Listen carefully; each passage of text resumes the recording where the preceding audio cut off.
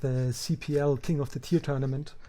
Yeah, as I said, sponsored by CPL, graciously organized by Specialist, and also managed by Queen. With me, like, I'm Kazuii from team Operation Decision, and with me, assistant coach of Passion Daddy's Father. How's it going, Father? Hey, doing well. Thanks for having me on here. Looking forward to casting some sweet finals games. Yeah, I'm also really excited. We're gonna start with Tier 3, and we have Revo Sepp, I'm just gonna say Revo, from Kazuii and Father against Kaz from Team Socialized Healthcare, both Zergs. And let's go ahead and check out how their path through these brackets went. I have a picture here showing Kaz starting in round 1, beating QuakeCom, then Chess C, then actually losing to Revo, and then winning against Revo again in the winner brackets finals, and then meeting him at the end at the finals. Whereas Kaz got sent down to the losers brackets in that game by Revo, as I just mentioned, and then he only had to beat West Coast Marine to come back to the finals again. But I think there was some sort of walkover or something. Yeah, pretty quick way actually. Both stayed on the winner brackets for most of the time. And yeah, I think we can just go in with game 1. Awesome. And the maps are particularly interesting this time. It's Polypoid, Neo Silph. New rubber map. Yeah, it's pretty cool. All right, so we have on the what's this? 5 o'clock blue Revel Sepp, and white Kaz on 7 o'clock. ZVZ, as I already mentioned. What do you think? Do you like this matchup? Yeah, people seem to hate on ZVZ a lot, but I enjoy it quite a bit as a spectator, at least. Obviously, I haven't spent much time playing it as a Materan player. I imagine you might like it a little bit less if you had to play it every day, but as a spectator, I find it quite interesting. It's just such a tactics-heavy matchup. I always have an enjoyable time watching it, so I'm looking forward to these games. Yeah, I agree with you. As a spectator, it's pretty good, but I'm a Zerg player and I'm not the biggest fan. It's a really punishing matchup. Yep. We see that Kaz is going to get the correct first scout with his Overlord, which is always a nice little advantage to start out with. Yeah, although Kaz is not like sending the Overlord to the right direction, because you should try to get the... No, wait, actually he is. Never mind. I haven't played this map. Yeah, and it looks like Buzz is going for the 9 pool as well. So starting out a little bit more aggressively and combined with that first scout gives him the opportunity to put on some pressure. Looks like it's going to be gas. Yeah, let's see what he's going to get first, Link Speed or the Lair. Yeah. Revo went for a pool on 10, I think. Or 11 pool. Okay, so it looks like he should be in a pretty solid spot here. He's not going to just immediately die unless there's some serious miscontrol, it looks like. Yeah, interesting build for sure. Let's see how this plays out. I mean, he has the better drone count now. He is on 10 drones. Yep, but earlier gas for Kaz, so there's always some give and take in this matchup. You can't have everything. Yeah, definitely. The interesting part is going to be what he spends those first 100 gas on. He has them now, so let's see if it's going to be speed. Yes, it will be speed. So he's looking to get some damage done with these first things, and he's going to try and make this turn into a bigger advantage in the mid game. But like I said, Deb didn't go for that 12 hatch, so he's not immediately dead. He does have an opportunity to defend against. He is getting a hatch in base though, so if he manages to survive that, he's going to have the lava advantage. So we'll see. Yeah. And we're sending our lings north. We just now see that this spawn is in the bottom right, so we correct our path, but the lings are already somewhat out of position. But blue's lings are already getting on the map too. He might get caught off guard here. Yeah, we can see that Revo is getting speed as well and has stopped mining gas. Oh no, wait, now he started again. And he's going aggressively towards Kaz. Let's see how this plays out. Interesting. Yeah, Kaz smartly going back, trying to hold on the ramp, positioning his Yep. links. Revo Not being much careful. chance to break through. Yeah, he knows he needs more links. And they're coming out. He's producing links non-stop. But we already have a sunken colony going up in the main of Kaz, so he'll probably be safe for this from this ling pressure. Yeah, I think so. He's also getting lair. He's getting another creep colony, actually, trying to be extra safe. I mean, he has this cloud, his overlord is on his base. Yeah, so his lair is about 50% ahead of his opponents, but he's only on one hatchery still, and his lings aren't trading as effectively as they could be here. Lings are going to break into the main base, but he's going to see that there's a sunken colony here, so not much chance to do big damage. Yeah, Looks I like he's mean, diving. he's not producing anything right now. He's now getting some extra links. And more Zerglings are flooding in from Revel's base, so I don't know. And now he's producing some links.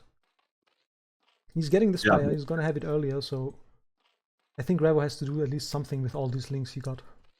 Yeah, definitely a wasted potential here. We also have an AFK drone for Kaz on the mining on the gas, or Oh, not yeah. mining on the gas, I should say. So that's going to be doing a huge amount of economic damage to him. It looks like he fixed it now. Yeah, but Yeah. that was a lot of lost mining time. And in a matchup where you're only playing with 9 or 10 drones, that is a significant hindrance to your economy. Yeah, and he's getting another creep colony, another sunken, so he's trying to be really safe here. Yeah, non-stop lanes coming in from blue though, and it looks like he might just have enough to overwhelm the white Zerg player here. He's going for the engagement now. Links trading favorably, but 2 sunkens, 3 sunkens. There's just no way to break that with. Looks pretty hard, and if he pulls those drones, it's gonna be even harder. He's getting his Spire though, so he's not like completely all in. But 3 more sets of lings. I mean, it's not completely all in, but he's certainly not trying to play for a super late game here with this chat. Yeah, I mean, his gas account is really low. He's like 200 gas. Meanwhile, Spire is already finished for cost. He's getting 3 mutas. Alright, this might be the final engagement, but there's just not enough lings here. Well, I say that one sunk goes down. How is the drone drill? It's pretty good. A lot of the Zerglings getting interrupted, and they have to back off.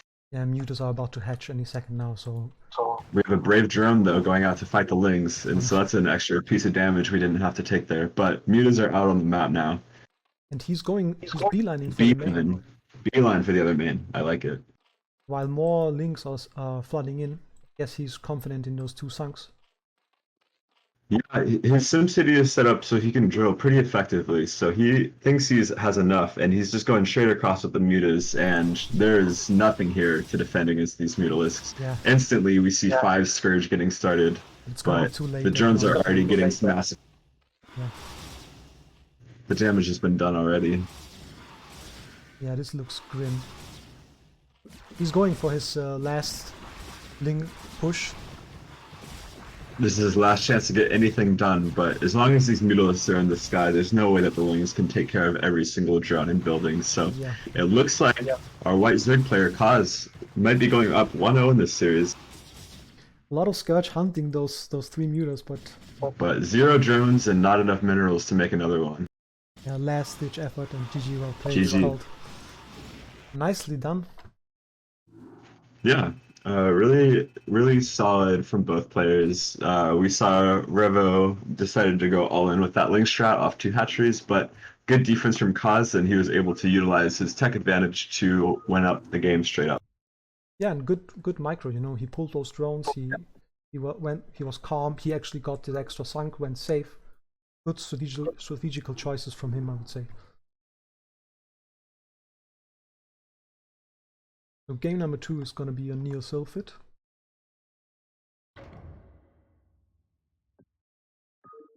All right, let's get into it. Let's go. Let's see if Revo can get one going to a game 3. Didn't look, you know, it looked really even to be honest. So it could go either way. And we have. All right, starting in the mid left position, we have our white Zerg player Kaz. And in the bottom right, we have the navy blue Zerg. It is Revodeb. If I say that? Revo's Deb. I'm just gonna say Revo. Revo and Kaz. You're Revo now, I'm sorry. Yeah, let's Okay, see. once again, Kaz gets the correct Overlord positioning, so he's going to be able to get that first scout off, which is really invaluable in Zerg versus Zerg. That Overlord just gets to sit there until mutas are out and scouts every single thing you're doing, so lots of free information. I agree. It's way harder to play this matchup if you're in the dark for like the first half of the game. And we saw that he used that scouting information quite well last game. He got to see all the lings that were getting produced off that 2 hatcheries. So he went up to 3 sunks, and if he had only had 2, he might have just died there straight up. So he, Kaz was definitely using the scouting information to the. Definitely, that looked really well done. Like the decision making, I'm impressed. I might have died to that, you know. Yeah, looks like neither player opting for a 9 pool. Okay, we got Overpool coming out of Revo, and it looks like we're going for 12 hatch from or no, just 12 pool. So even safer. Definitely a safe decision on this map. The 3-player map, so you know you go like 12 hatch. Would be dangerous against the 9 pool. Right. So this should give Kaz a slight advantage, if I'm not mistaken. He delayed his pool a little bit, but his gas timing is pretty comparable, and he'll just have a little bit of a drone advantage for the foreseeable. Yeah, he's 1 drone ahead. Let's see if he decides to get another hatch with that. Like Revo is, for example, Revo is on 300 minerals right now, so I think he's going to get another in-base hatch. Yeah, I like this strategy quite a bit, actually. Just going to be able to produce quite a bit of lings if he wants to. He'll be able to mix in some drones, just having that nice larva advantage while not risking too much at your natural.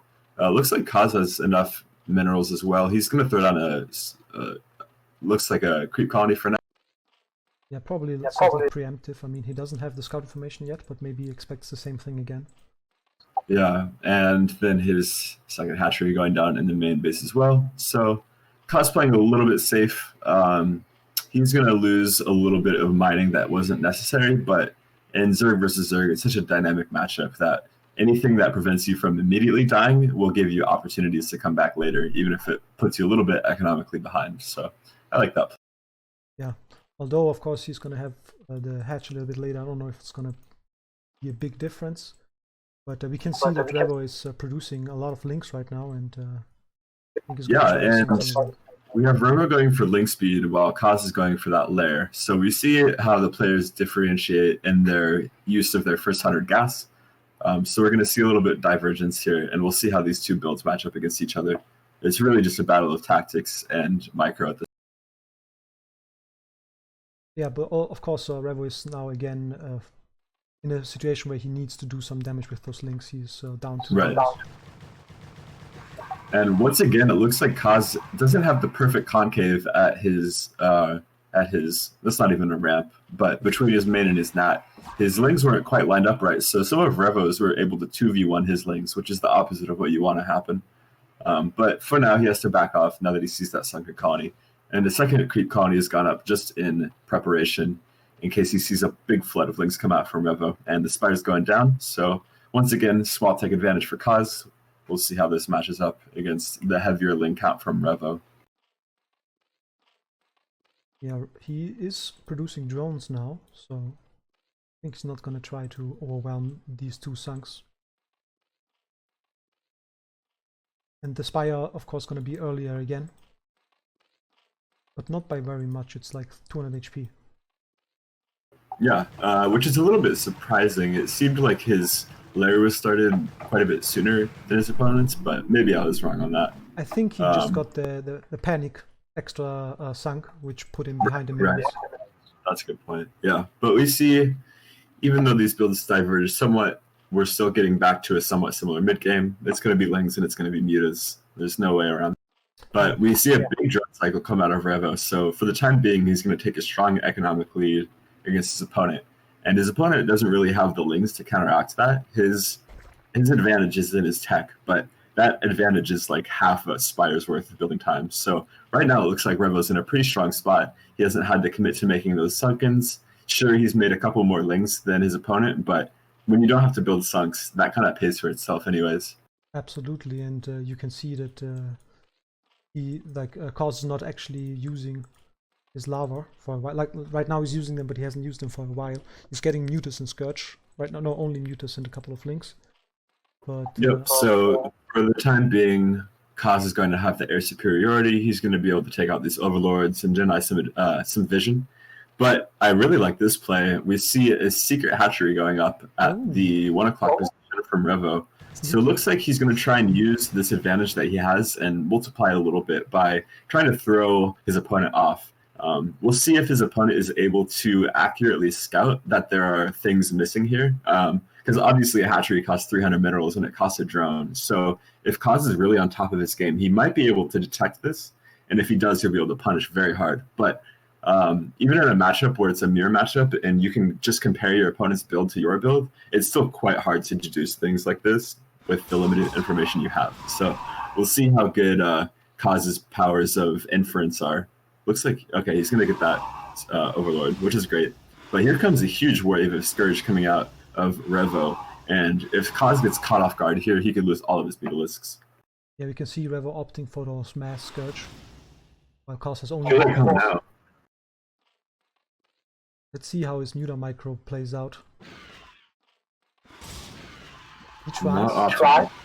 That was a good shot, though. Yeah, and also I think like 3 or 4 Scourge flew into one single Muta, so that was not ideal for Revo. So, one Muta went down and one is heavily damaged, but that was 3 or 4 sets of Scourge, I want to say. So both players trading somewhat effectively. It wasn't a complete disaster from either side. Definitely. Meanwhile, he's sharking around with the Mutas looking for stray hits here and there. We see more link streaming across the map. A couple of Revo's Mutas get caught off guard here, and it looks like one may end up going down for it. And he's chasing the others. The last one, actually. Quite good control. Yeah, absolutely. Pretty good. The base is up, meanwhile. He isn't doing anything with it yet. And all 3 Wyver are there. I'm interested to see what he decides to... Okay, he's going for drones. And it looks like he's just going to use this as kind of a second gas, which is under... We saw another attempt at the link attack, but 3 Sunkens, no, 2 Sunkens actually, and Revo just went back again. But Kaz decided to go for a commitment with his Muta attack here, so he's going to trade his Mutas against his opponent, but it looks like with these Mutas that continue to spawn from Revo, he's going to be able to win this fight once this next wave of units spawn. Quite good Muta micro, though, pulling back that one damaged one, so now it's just a one. Another one coming in, he's going to try to snipe a drone or 2, but I don't think he's going to do much damage. You can see... Okay, never mind. 2 more Scourge will be popping out momentarily. But the drones are already on the run, so this is quite a bit of economic damage. And a 3rd Mutalisk coming to join up. But nice connection there, takes out a Mutalisk. He's hunting those drones. Denied quite a bit of mining time, but I don't think he actually got any drone kills there, if I'm not mistaken. Maybe. I think he got like 2. Okay, and another Mutalisk goes down, so both players trading quite heavily. We'll see if this the second Gas Geyser ends up helping Revo secure his position in this game. Yeah, I mean, this base is paying off already. He's got like 5 drones there. He's on 21 drones right now, so... Yeah, a huge economic lead right now, certainly. But since their supplies are so... Well, they were similar until that next round of Mutas came in. So now Kaz, there's quite a bit of pressure on him to do something here, but I don't know if he's even aware of it, because he doesn't know about the space up to the north, so he might think he's in a better position than he is.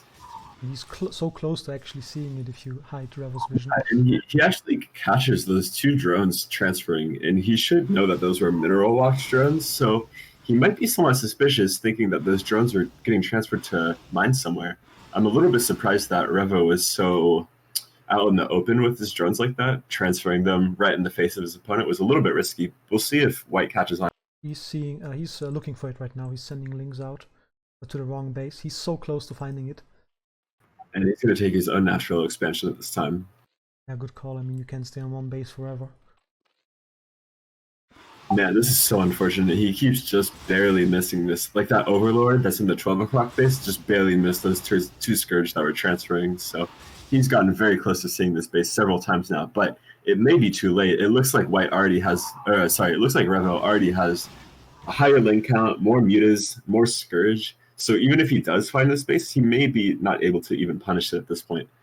And with that drone getting denied at the natural, it's looking more and more desperate for Kaz. I mean, he still has 7 mutas. Like, if he controls it well, maybe he can do something. But That was not optimal. He stopped his mutas there. It looks like there's going to be a minimum of several muta interceptions or Scourge interceptions. But pretty good control. Trying to get away. Okay, it looks like he wants to take the engagement with the Lynx here, which is good because he has the Ling advantage. So Revo is definitely going to take that battle on the ground. Now he just has to win the air battle. Okay, pretty good. The Scourge actually, it seems like they all intercept on one Mutalisk, so it was a strong trade for Kaz. But the extra economy already kicking in. He's getting so many new mutas. It's 4 versus 5 right now. Yeah, and no muta upgrades for either player either, so it's just coming down to pure muta count here. But once again, Revo takes a fight with his mutas where he's disadvantaged, so his economic advantage really isn't getting used the way it could if he was taking better engagements here. Meanwhile, looks like these 3 mutas might be intercepted. There's going to be a Link counter attack at Revo's main. Let's see if we can do something. Wow, and there's no Sunkens here to defend. Did Kaz just find the one opening that's going to allow him to win this game? Even with the larger army advantage and the better economic advantage, he just got out-tacticked there. He lost all of the drones in his main now. His huge economic advantage is getting disintegrated, but the mutas come back now, and all the mutas for Kaz look like they're getting evaporated. He has to turn away and run now. And he didn't really do much with the Lynx. He tried to kill the hatchery, which is only on half HP.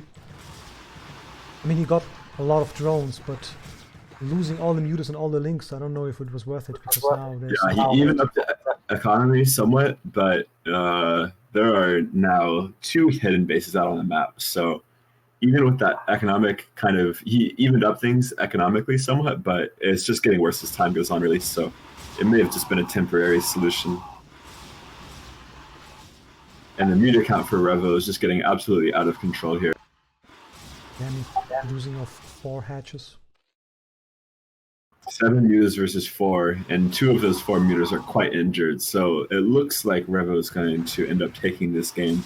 There's really not enough gas coming out of... Oh yeah, even targeting down the Sunks so that Lynx can come in and assist. I like it quite a bit. Yeah, at this point, Revo can do whatever he wants. Yep, 3 bases up against 1. And they are both barely scouted, only if you actually check the Fog of War. Yeah, this looks like it's going to be the last battle before there's nothing left for Kaz anymore. Yeah, at the end of the day, the air battle is what really matters, and he just can't keep up with that muta production, so GG. Yeah, GG. We're going to... Well played, and also very sneaky, you know? Yeah, I really like those hidden expansions, but I have to say, Kaz almost brought it back at the end there. If he was able to be a little bit more effective with his targeting on his Lings and had gotten a handful of more drones and escaped with his Mutalisks, he may have been able to claw his way back into that game. But that hidden expansion was really a game changer. Yeah, I mean, I like it. It's, you know, I think at that position, Revo was a little bit behind, and you know, when you're behind, you need to do risky plays to get ahead. So definitely good call. So let's go into game number 3. It's going to be on Circuit Breakers. Let's see who's going to become king of Tier 3. Yes, quite the prestigious title. We have, up in the top left, we have the yellow Zerg player. It is Kaz.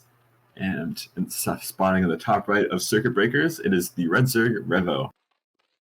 Man, Revo really cannot catch a break here with these first scouts. Every single game, Kaz has gotten the first scout correctly, and Revo has gotten it incorrectly. But, oh, I thought it was going to be a Forkle. Just a little bit delayed on that first drone. Yeah, although this time Revo is actually scouting the correct path, even though he's not going to find it.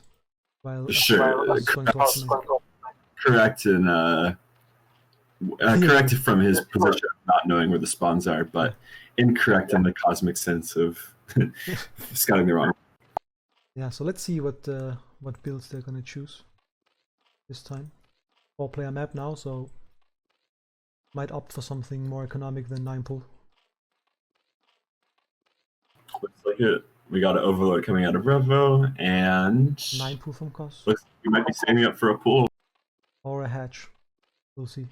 Yeah, Looks like Actually, yeah, I'm not a Zerg player myself, but I have been hearing Zerg players talk about things like 11 hatch or 10 hatch or even 9 hatch. yeah, And Zerg versus Zerg 10 hatch are is a interesting. strong build, definitely. Like it's just Yeah. a Ling all in. If you catch your opponent off guard, you just win. It's not very micro heavy, you know, you don't need to do any muta micro. Oh, that sounds right up my alley. Yeah, I mean, Yep, especially so tier 3, you know, it's not a bad call to do something like that.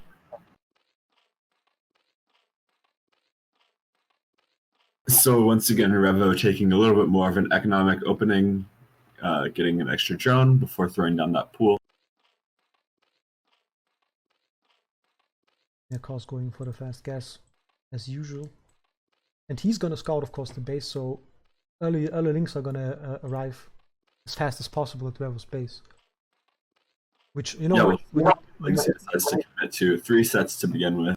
yeah, like when you play a 9 pool on a 4-player map, this is like one of the biggest things, you know, finding the base as quickly as possible, because, you know, every second matters if you played something more economical. And he gets his first 100 gas. We'll see. Yep, it's going right into Ling speed. So he's going to try and do some early damage with these Zerglings. We'll see how much he's able to get done. Unfortunately, his opponent isn't going for something super greedy. Also, we have a second hatchery coming out of Revo, so he's not trying to take his natural expansion anytime soon. Yeah, so let's see if we can do anything with those links. They're gonna be arriving just as Revo's links pop. Yeah, and Revo didn't go for any drones with that initial larva set. He went for all 3 sets of lings, but now he's starting to drone up, and Kaz is fully committed to this ling attack. Good trades from Kaz so far. Revo engaging with just a couple of his lings at a time, so Kaz was able to gang up with his lings and take down 2 for free. Now Revo is definitely on the back foot a little bit. He has to play quite defensive here. Yeah, he's getting speed as well, but of course... one drone goes down. Oh. That's big, that's big. And now these lings are trading totally inefficiently. These lings from Kaz have gotten quite a bit of value already, and speed is kicking in. So now he has a huge timing window to do damage with these lings. Speed lings versus slow lings is not even close. Yeah. 2 more drones going down. Really good link control by Kaz. Yeah, quite good. Oh, he's splitting up his lings now. He's really striking for drone kills. Oh my god, look at this. This is just a slaughter. Oh my god. Kaz is taking out drones left and right. Already has double the worker count. The damage has been done already. And he's been droning up behind this, not getting any additional links. Yeah, he got a creep colony. He's going for his lair. He's setting up for a perfect mid game. And now Revo is just going to have to counterattack and get something. But another creep colony going down doesn't look too good. He's going to need a lot of links to kill this. If he wants to do something. We're going to have a very, very small timing window here, but it might not even be existent at all. But of course Revo is still doing the... I was gonna say the right decision, stop mining gas, going for links, but he's getting lair as well. He's trying for drone kills right now as well, but... Yeah, he thinks if he can even things up on the worker count a little bit, he's not too far behind on the Spire timing, perhaps he can get something done. It's looking very grim for him right now. He needs something to go wrong for his opponent so he can come back here. He's gonna need more links than that. It's not what you want, though.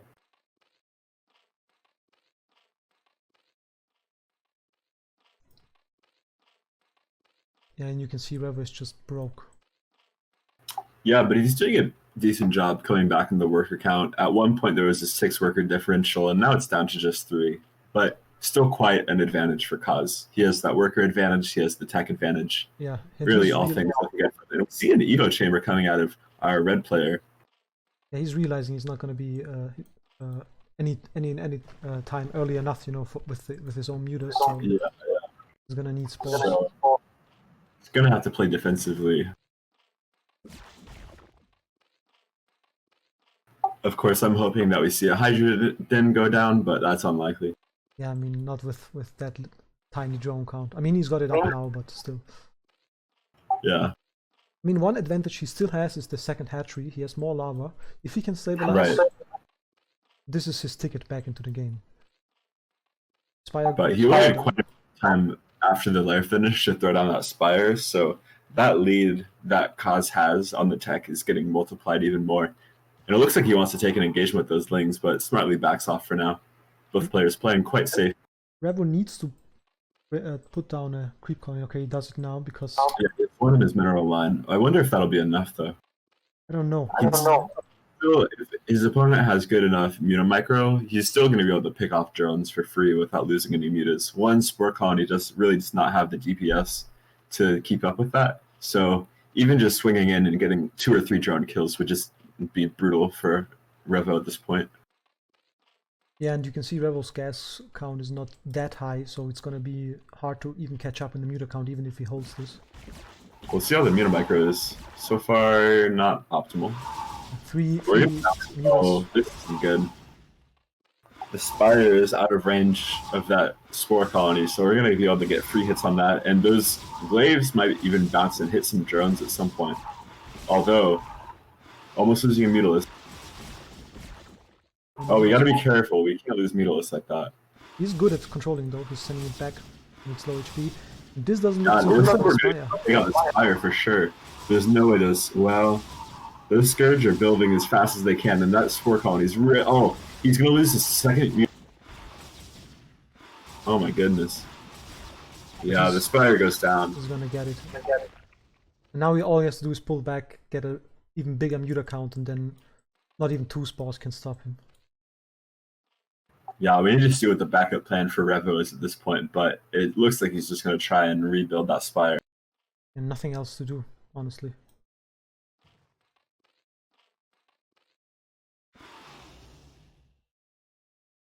And yeah, I mean, he lost a couple of mutas there at his attack, but he's rebuilding. He has 4 mutas right now, 2 more coming up. This is looking... Yeah, we're going to get complete map control for Kaz, be able to take out these overlords, force all the lings back into the main base. So Revo is just going to have no map presence here. He's just completely holed up on his main base. So pretty much whenever Kaz wants, he can go take his natural. He can just keep making mutas if he wants to. He can drone out. He can go for his +1 on his Mutalisks. He can really do whatever he wants at this point. So we'll see how he decides to take the rest of this game. Looks like he's going for some drone picks now, which I think is great. But he's got to be careful, getting completely surrounded by Scourge. Loses a Mutalisk for his efforts. That was a nice back shot, though. And he's trying to snipe another Overlord. He's been supply blocking Revo for quite a while now. Yeah, you can see the supply difference is just huge at this point. Nice back shots again. Kaz's Mutalisk control is really looking solid here.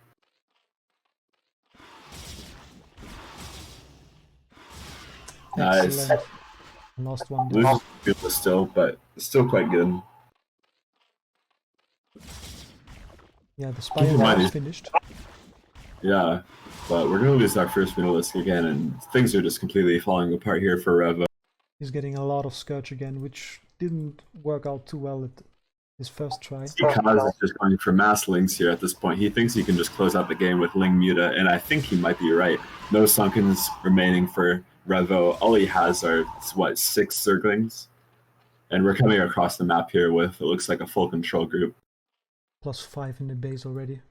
Yeah. So it looks like Kaz thinks he smells blood in the water. He's going to try and end the game right now. Here come the Lings. We need to see some god-tier drone drills to hold this off. I mean, the SimCity is not bad, but so many Lings. Yeah, and the Lings from red just evaporate. GG, well played. GG. And Kaz, our tier 3 champion. Congratulations to Kaz. Yeah, congrats. Excellent. Micro was quite good. Yeah, absolutely. Pretty good. I mean, honestly, looked scary. Like, I'm tier 2, and that looked pretty scary to me. Like, I think I could have died. I always get impressed when I see tier 3 and tier 2 players play. Obviously, their complete game isn't totally solid, but you see elements here and there that are actually quite strong. Some players really focus on their micro. Other players are really focused on their mechanics. But usually, even these tier 3 and tier 2 players have an element of their game which is quite strong. So, absolutely. looking forward to these games. So now moving on to the tier 2, we have the finalists, specialists from Operation Indecision, and Stanel from Team Socialized Healthcare. Let's check out the brackets and their path. Let me see. Oh wait, this picture is not... something's wrong with my picture. Anyway, wait, let me just open it up. Specialist, I think, went started out playing against Theseus, winning. You can see this on this picture here. Unfortunately, I can't fix it. Then beat TJ Suited. Then he beat Stanel actually once. Sent him down to the losers brackets, and then he met him in the finals again. While Stanel got into the losers round of 4, beat TJ Suited, and then Flola Riblere, only to meet Specialist again for his revenge match, you know. And both those players I know are Protoss, so we've got a PvP coming here. Awesome. And let's host this game up and see how it goes. I don't know much about PvP, you know, but definitely interesting to see. I mean, it's different from, you know, from CVZ. Yeah, I don't know a whole lot about PvP myself, but I do know quite a bit about losing to Protoss, so I have some experience. Yeah, me too, in I a guess. similar. Alright, let's go. So, Polypoid, what do you think about this map? I actually am a huge fan of this map, especially in Terran versus Protoss. I really love maps where Terran is able to take that mineral third base, that little kind of mini in-between base. It really helps me transition into the late game a lot better. Obviously, PvP, not a matchup that tends to go to the late game very often, but if it does start to get to that mid-game, late-game, late game, I expect those players will take advantage of that mineral-only third base to help boost them there. But we'll see if we even get there. In the top right, we have our yellow player going under the ID King of Tears. This is Specialist. Yeah. And in the top left, we have our red Protoss player. It is Stanel. The idea, of course, to just show that he is the one who manages the tournament, you know? Don't mess with him or else you're getting kicked from the tournament. Yeah, I mean, who knows how he got into these finals, you know? So I don't know anything about PvP build orders, you know? Yeah, I know a little bit just from hearing Protoss players talk here and there. Obviously, there's a lot of options you can go for. Some of the most kind of beginner basic builds tend to be like a 2-gate OBS or 3-gate OBS, and then use that position to take an expansion, go up to Reaver Tech, and just kind of play standard from there. But of course, Protoss is more than capable of going for some early aggression, maybe for a DT rush, maybe for proxy gateways, and maybe even a 12 Nexus. It looks like Stanel's saving up. He's not going for his gateway right away. So he may be going for a Nexus first, which, while it is quite a risky strategy, once you get that Nexus up, usually most Protoss players will go for a Forge and some cannons. So they find themselves quite safe if they're just able to secure that expansion. So we'll see how King of Tears, or I should say, we'll see how Specialist reacts to this. Like I said, 12 Nexus isn't ultra common, so we'll see if he has a response to this lined up or if he will possibly mismanage his reaction to it. Obviously, this gives you a huge economic advantage as the red player if he's able to hold it. But yeah, there's quite a large window of opportunity for yellow to do some damage in the meantime. Yeah, I mean, he's getting this first Zealot now. The Scout, of course, not immediately, so... Yeah, he went for cross spawn first, and now he's going to scout it second. So his Zealot's going to go to the right location first.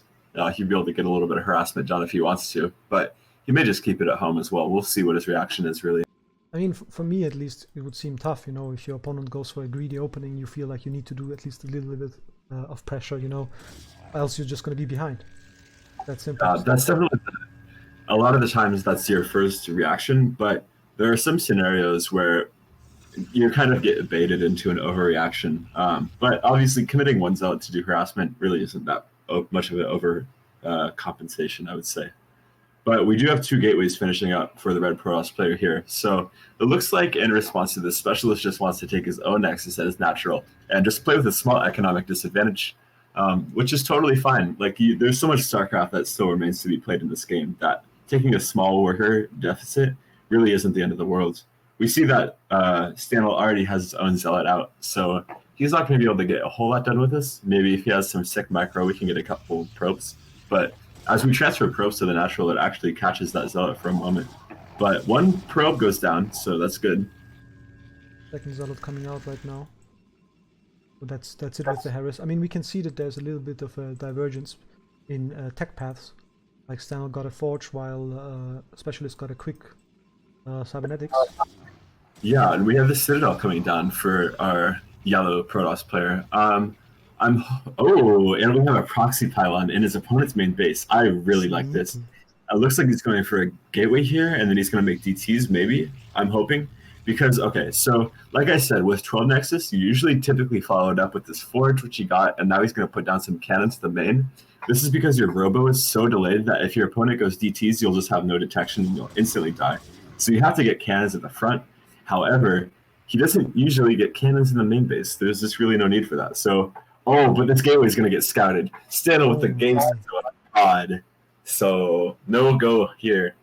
We'll just build one cannon in the main and be totally safe against this. Or just move his Zealots back. But he wisely cancelled the gateway. Yeah. Not much point in it right now, so... Yeah, and now I'm getting worried for yellow because, like I said, committing to this Citadel really doesn't accomplish anything. You can go DTs here, but there's going to be 2 cannons at the main, so hard to get any damage done with that. But regardless, he's still going for that Templar Archives.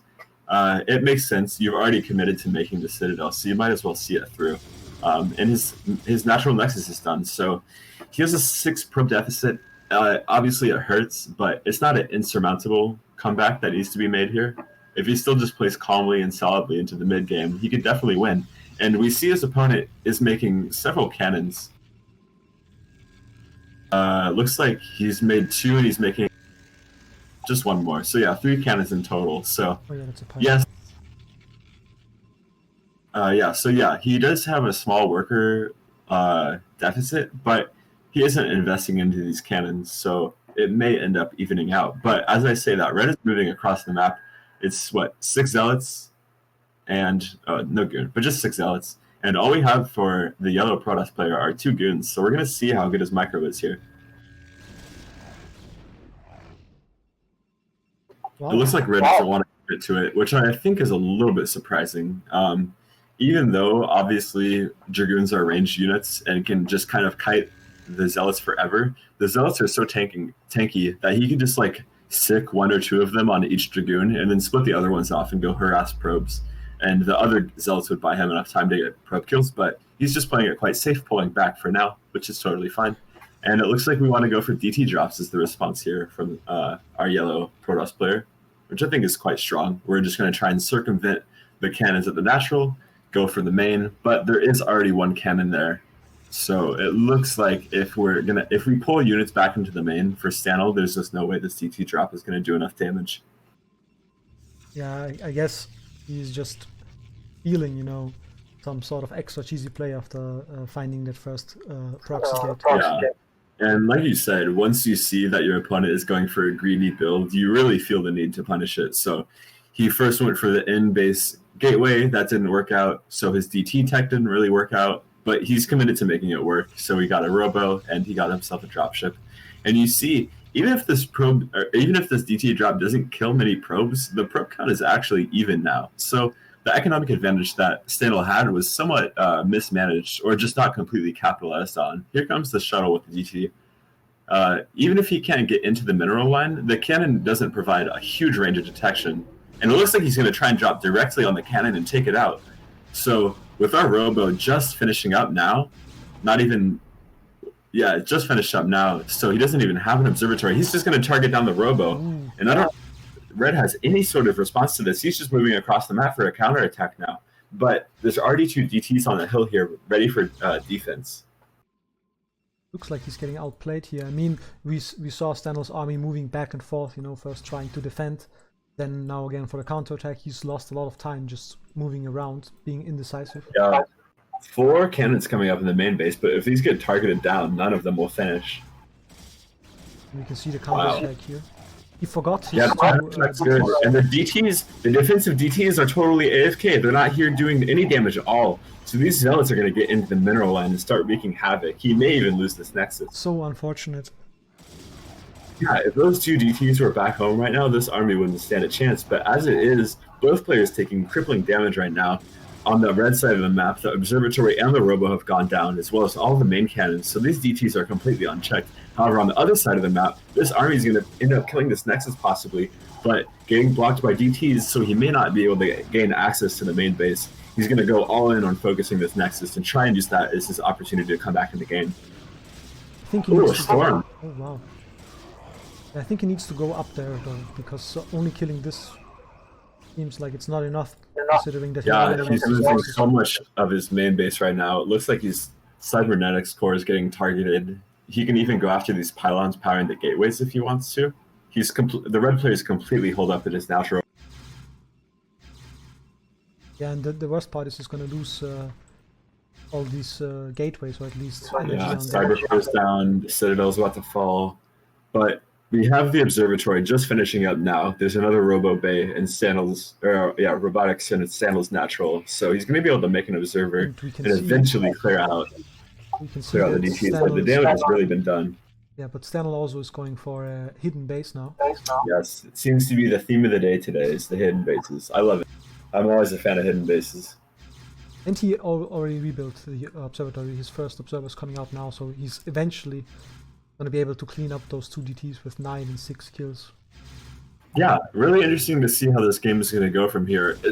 Despite how much catastrophic damage has been done on both sides of the map, if you look at the worker count, it's quite even. The supply count is quite even. So really the biggest difference here is that Red ended up losing most of his tech because it got targeted down by DTs. So his Citadel's gone, his Robo had to be rebuilt, and his Observatory had to be rebuilt. And his Forge got taken out. So a couple of key tech buildings that our yellow Protoss player has over our red Protoss player.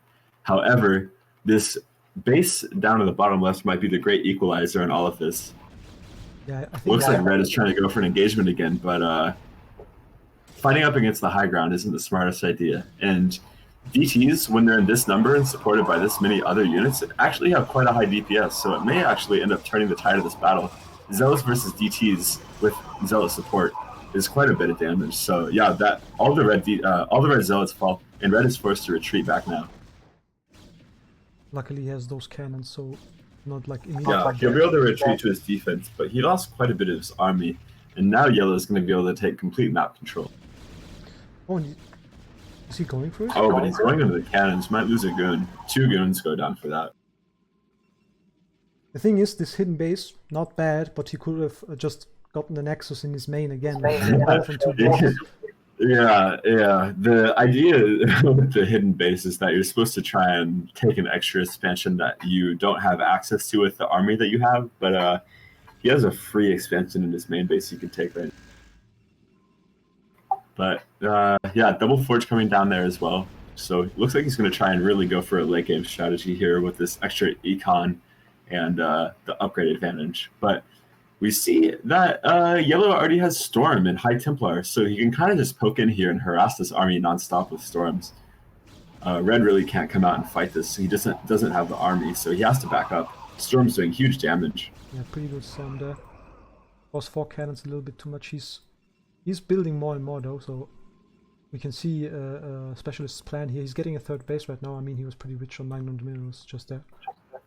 Yeah, it looks like Stanley may have kind of leveled himself in a way with this hidden base. Like, there's just really, he's not gaining any advantage from this compared to just retaking his main base. Like, it's not even a situation where his opponent is scouting this and seeing there's no main base still. He's really just kind of tricking himself. Yeah, even got 2 cannons there, which don't do anything right now. Right, and if he made that in his main base, there's no need for cannons. But we're trying to take a position on the map, but we're just getting pushed back time and time again. Losing our Citadel was quite painful because now our Zealots are quite slow. No Zealot leg speed compared to the Zealot leg speed from Yellow. Really just everything looking good for Yellow right now.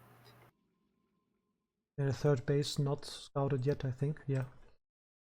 So and even if it is scouted, there's just nothing Red can do. He doesn't have the army. Oh, look at that Storm. Beautiful. Damaging all the goons. 2 go down.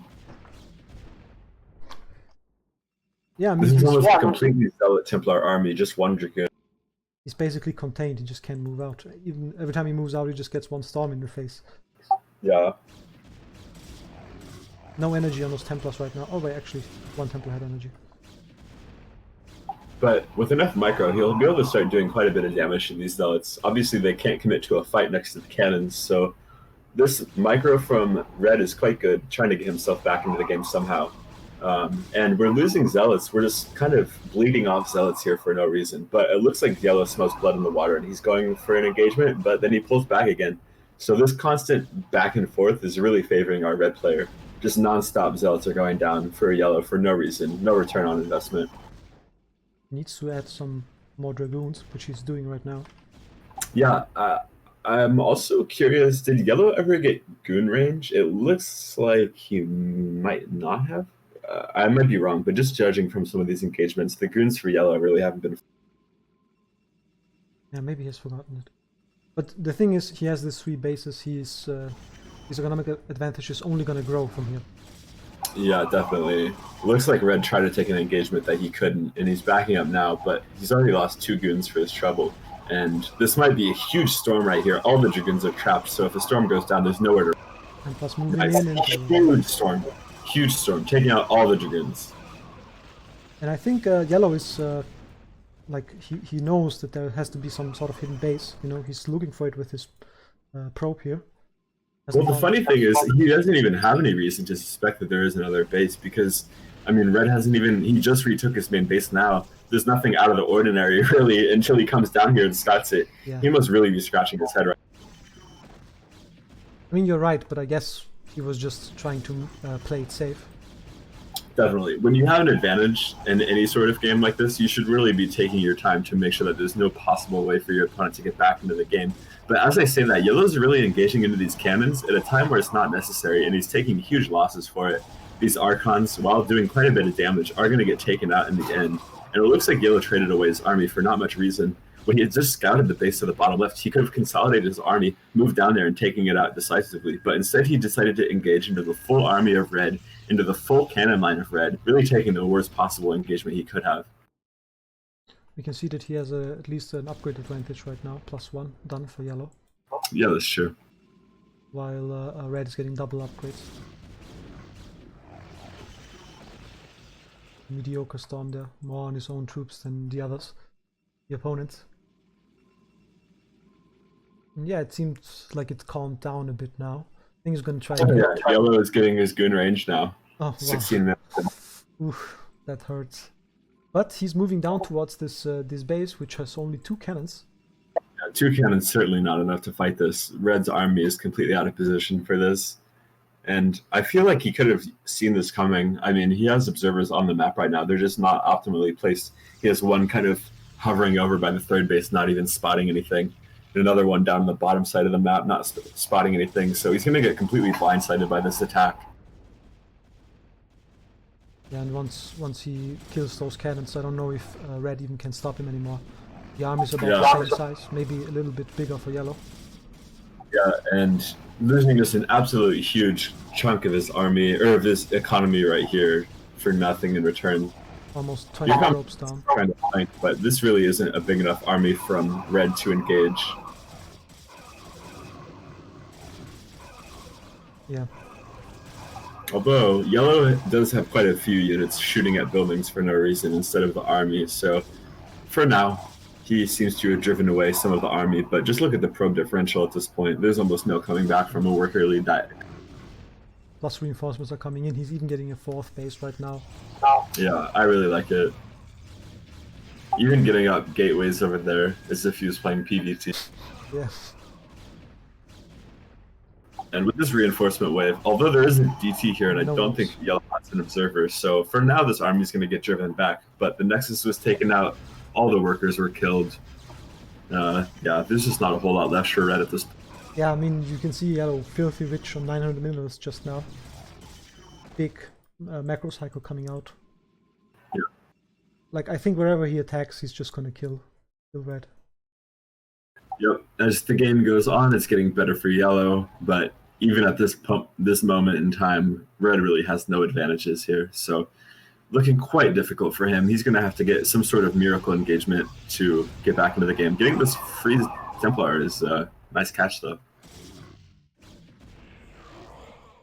I guess there are less comeback mechanics in PvP. You know, especially in Yeah, situation like that. you can micro your heart out, and maybe if there was like some sick Reaver shots or some sick storms that went down, there's a possibility. But yeah, maybe storm drops would be a way to get back into it. If you could just have miraculous storm drops and kill off like 2 bases worth of probes at the same time, there might be a chance. But Red is gonna make his last ditch effort to attack this bottom right 4th base, and it looks like he's just gonna get completely overwhelmed here. So many goons, so many zealots, even an Archon. Although we could, yeah, here comes the Observer, so these DTs are no more, and it looks like Red is just at the end of his line here.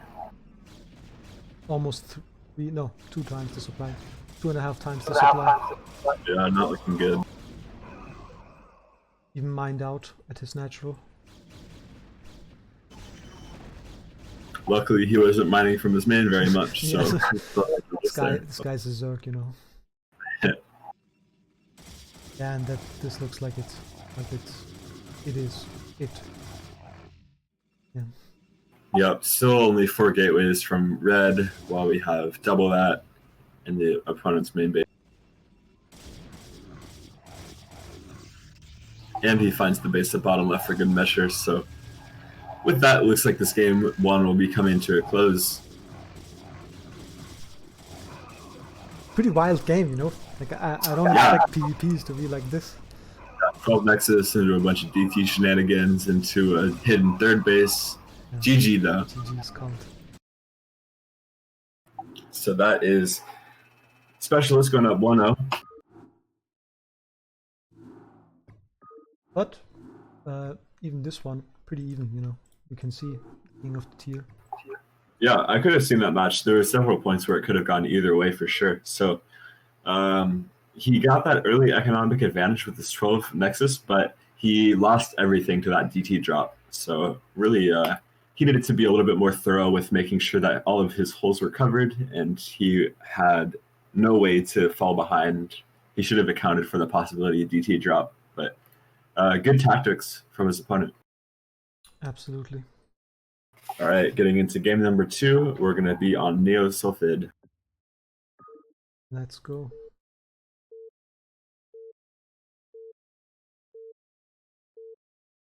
On Neo Sulfid, another rather new map, at least for me, you know, also on the ladder, which is here to stay, I guess. Yeah, it seems like Neo Sulfid is going to be one of those contemporary classic maps that sticks around for a while. We've had it in the last 3 map pools, I believe, for ladder. And yeah, I really like this map a lot. The pro stats on it are quite balanced. And just from playing it, in my experience, as a Terran player, there are pros and cons in all of your matchups on this map. There are elements that are really beneficial and elements that hurt quite a bit. So yeah, I'm a huge fan of this map, even though it's not super Terran favored necessarily. But it looks like our red Protoss player here going for another slightly unorthodox build, sending out his probe before the pylon. Both players doing the same thing. We may have double proxy. Whoa, they're gonna meet. They're gonna meet, are they? Yeah. No. Yeah. Yes. Wow. Awkward. Yeah, and Yellow moving back. It looks like both players are going to go back to just playing a normal game after spotting each other in the middle of the map like this. Going down. Going back in shame, you know, both caught the other. Yeah, both probes with their heads hung low return to the main base, unsuccessful in their mission. Looks like Red's going for an immediate assimilator, though. I'm really curious to see what this is for. So what can it be for, you know? Like fast DTs or something? I guess so. I mean, the thing is, I play a lot with specialists, and he's a player who likes to do the unorthodox stuff, you know, the cheesy stuff. At least yeah, it certainly seems like that. But the opponent is going to scout this. I wonder if he's going to be as confused as we are, or if this is a build that we just don't know about. But his probe gets killed. He doesn't even see the assimilator. What a disaster! So Yellow's going for 2-gate here in response to this, which I think is quite smart. He doesn't actually, I don't know if he rechecked the middle of the map to see if the proxy was there. Yeah, he did. Although he did send the gateway in his opponent's main base. But he's going for 2. Oh, and his opponent throws down a 2nd gate as well. So he has, I don't like this. I really don't like this. We went for the early gas, but we're not getting your cybernetics core. we're just going for 2 gate, but we're mining gas still, but we don't have anything to spend gas on. So this build is bad. Yeah. He canceled the gateway. Now he's going for the cyber core. No, it's just a Wait, pylon. no, it's a pylon. Yeah, I'm confused. Like, you should have gotten it like ages ago. Maybe it's coming down now. Yeah, there's no way around this. Either this replay is glitched or Stanley is making a huge misplay here. Okay, now it's coming down, but 2 gates up already, and yeah, like Yeah, we're going to be streaming zealots across the map 2 at a time, and even though we went for 2 gate as specialists, we're not even like that far behind on the tech because Stanley was just waffling so much. He went for that quick assimilator, and then he went for a second gateway, but then he canceled it. Then we went for a pylon. Then we went for the cyber core. So his goons aren't going to be out nearly in time to help deal with this 2 gate. It's just going to be zealots. yeah, I mean, he's on 450 gas right now. Still hasn't spent any gas. Now he did. So it's going to be a citadel, but as soon as these 3 zealots get to his opponent's base, Stanley's going to be forced to retreat, and in all likelihood, Yellow is going to scout this citadel ahead of time. So he's going to be more than. We see a forge coming down in his main base too, so he's aware of the possibility of DTs. Good building placement, I guess. Making sure he gets all the corners of his base. Yeah, he seems to know what his opponent is capable of here. Here come the first 4 zealots, and there's only 2 in response. And the goon is barely out. Barely not out, actually. Yeah. And even with the goon out, it's not like this rush is over by any means.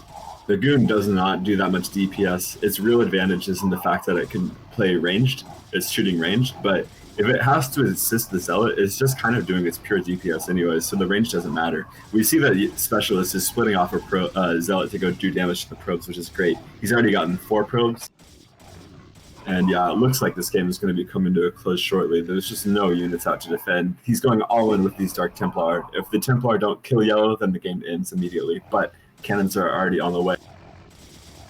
He's not producing any Dark Templar. Well, yeah. Oh yeah, of course, the archive is not done yet. Yeah. We'll see if he can stay alive long enough to even get these DTs out, but I don't even know if we'll have the money to produce them. I mean, he has 500 gas, but no minerals, and he's not. I mean, he's not. Oh, no, he still is sending zealots because I was thinking he's getting cannons at his natural. Yeah, I don't see any win conditions for Sandal at this point. The economic damage already just insane on 11 probes only. Yeah.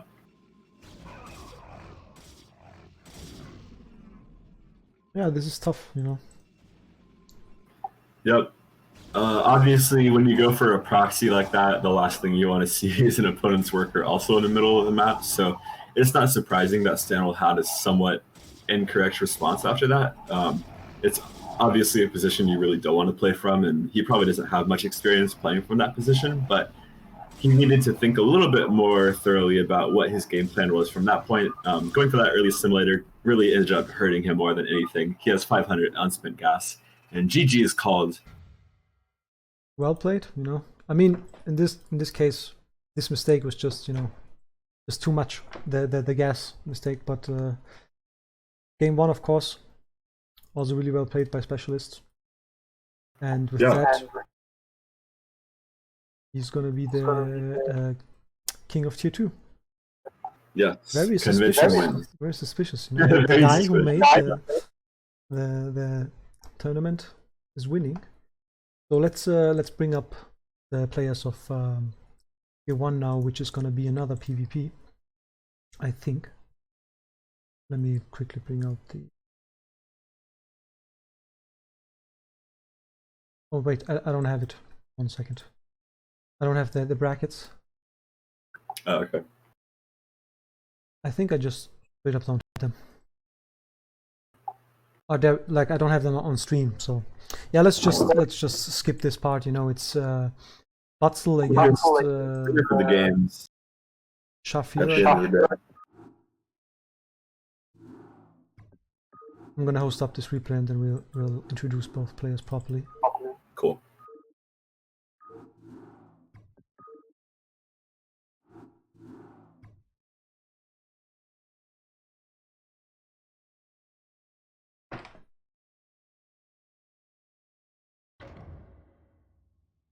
So we have Butzel from Team Socialized Healthcare and Shafir. I hope that's Yeah. a good way to pronounce it. From Passion, that is. Player you probably know from your team. Yes. And yeah, let's get into this game. Yep. Game 1 on Polypoid. Let's get into it. Give me some more PvP. You know. Yes. I mean, if need they more. go like those two games, wasn't bad at all. You know, it was pretty All right. exciting. Spawning in the top right-hand position of Polypoid is the red player. It is Butzelbear. And in the bottom left, we have our, looks like a light purple, maybe a pink Protoss even. And we have Shift. Yeah. So we got cross spawns. So this will be a little bit interesting. Cross spawns obviously conducive for a longer game. Less likely that players just immediately die to like a 2-gate or something. So let's talk about Butzel for a second. This guy started out tier 3. He got promoted to tier 1 today. And he's already playing in this tournament and he's in the finals, you know. It's pretty crazy. Yeah, that's impressive. And I think, I'm not sure, like he can correct me on that, but I think PvP is one of his strongest matchups. Like I know he's played a lot of PvP in this season and I think he won all of them. Yeah, I could definitely see it. I have not actually played with him, but I have played quite a bit with Shafir actually. We play a lot of TVP together. And he's quite a solid player. His macro is quite good. He's really been working on his pro production, things like that. So the longer the game goes on, the more that I think he'll be in a strong position. But PvP is so much a strategic game, it's so much of a mind game, and somewhat of a tactics game. So that macro advantage that he might have may not end up paying off in the long run. That may be more beneficial to PvT than PvP, but we'll see. Both opting for pretty much the same build, I think. Except now Butzel is getting a gas, an early gas. Yeah, roughly the same builds though. Oh yeah. No 2 gates, just 1 gate and then a simulator. So looks like for now it'll be standard. We'll see if players want to go for a robo after this, after the cybernetics core. We'll see how many gateways they want to go up to, or we'll see if any of them want to go for DT tech.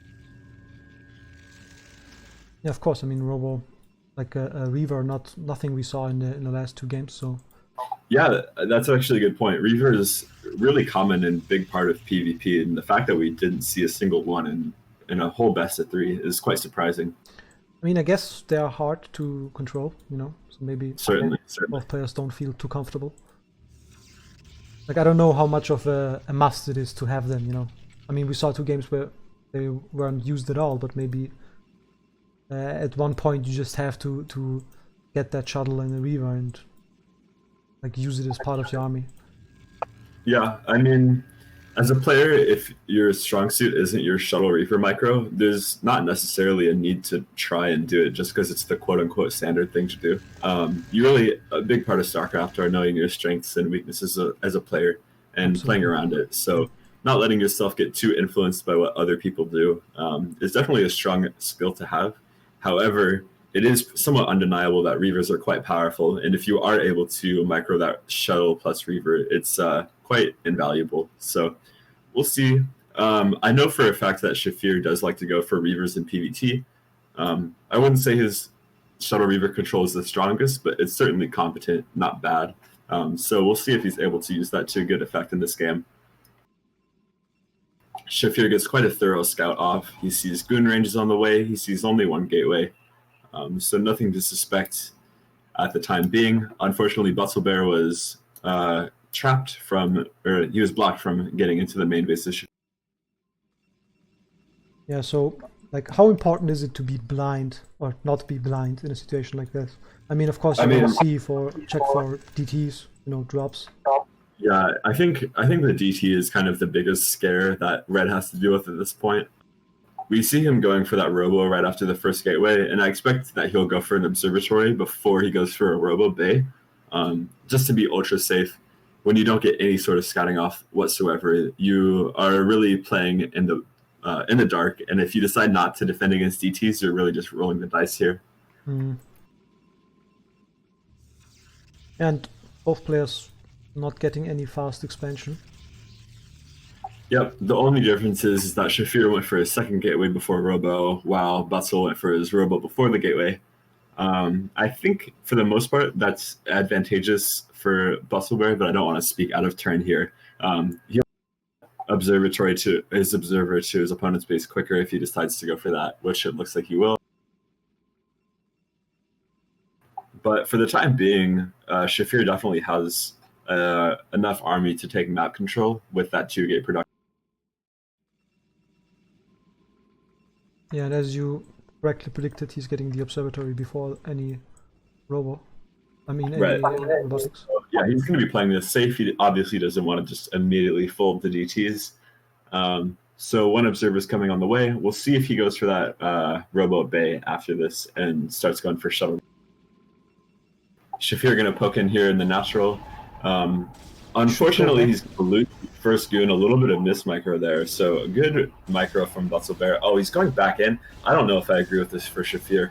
He doesn't have the army to win a straight up fight here. So diving back in to try and get another kill, he loses a goon for his troubles. He also loses that zealot. So quite a good trade from Butzelbear.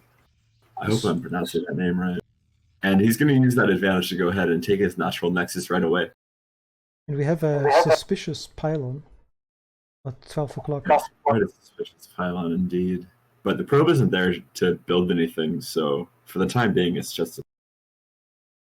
I mean, this engage almost looked like a misclick to me, you know, like he kept moving. Yeah, I think that goon movement may have been a mistake. Not just a mistake, but like not what he meant. Yeah. And as you said, he's getting robotic support play, so you will play from Shafir, but both players actually, so... Yeah, both players kind of mirroring each other's builds. Yeah, like I said, Shafir went for the second gateway before the Robo, and Butzelbear went for the Nexus before Shafir. So small advantages and disadvantages for both players, but for the most part, it looks somewhat mirrored. It's really going to come down to mid-game army control, and also possibly harassment. Obviously, Reaver Shuttle is a huge boon to have in a fight, but if you are having a fight and you split off that Reaver Shuttle and go do damage to the probes, you can even lose that fight but still take a huge advantage. So we'll see how both players' decision making goes with this harassment as we move into the mid game here. Both players taking their nexus without challenge. Yeah, and both players scouting each other with the observers, so they will know what's coming. Or no, it's not coming. Yeah. Both players playing mostly passive for now. But as these Reavers come out, we may see them jet across the map to try and get probe kills, or they may just stay home to defend. Looks like Bustlebear spotted the observer from Shafir, but it will get away for now.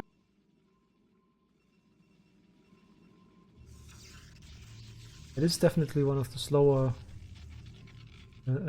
PvPs I've seen. This is like trying to be a TVT.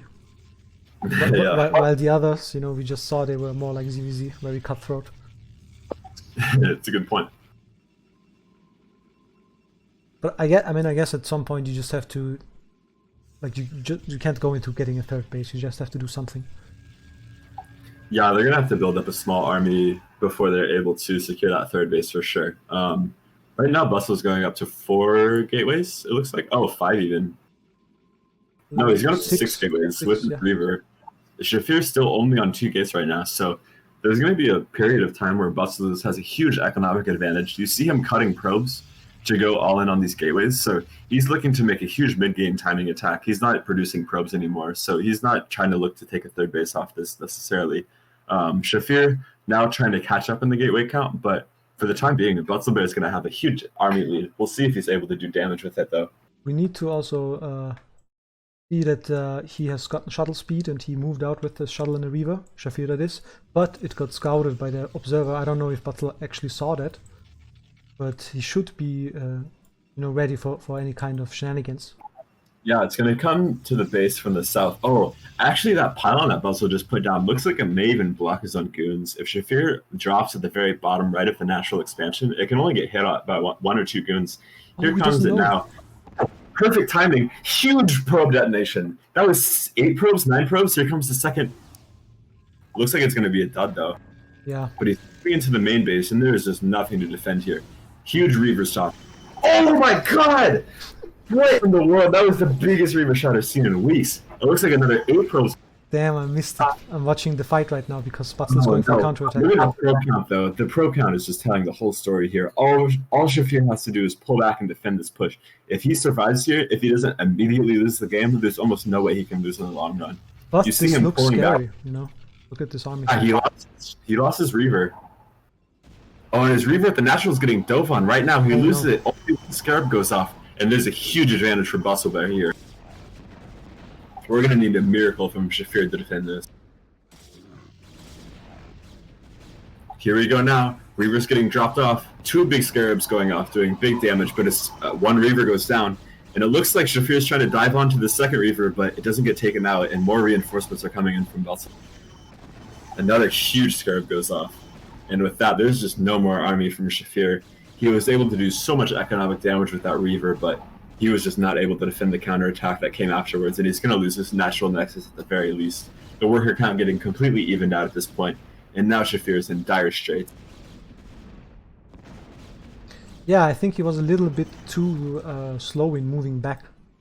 You know, yeah, he lost his Reaver in his opponent's main base, so a little bit of miscontrol there, but even with that extra Reaver coming home to defend, there was just so much from Butzelbear. I don't know if he would have been able to do it. It looks like Shafir is really trying to claim his low ground, and Butzel's just going to give it to him. He killed that natural nexus. He knows that he's in a great spot, even after losing so many probes to that. Yeah, Butzelbear count is completely even. Going for the disciplined play here. Yeah, quite smart. There is no easier way to throw a game than to try and move up a ramp for no reason. Although he's going to try something again because his army is just so much bigger than Shafir's. Yeah, definitely. He if he wants to, he can come deny this natural again, no problem. And he probably will with this reinforcement of 5.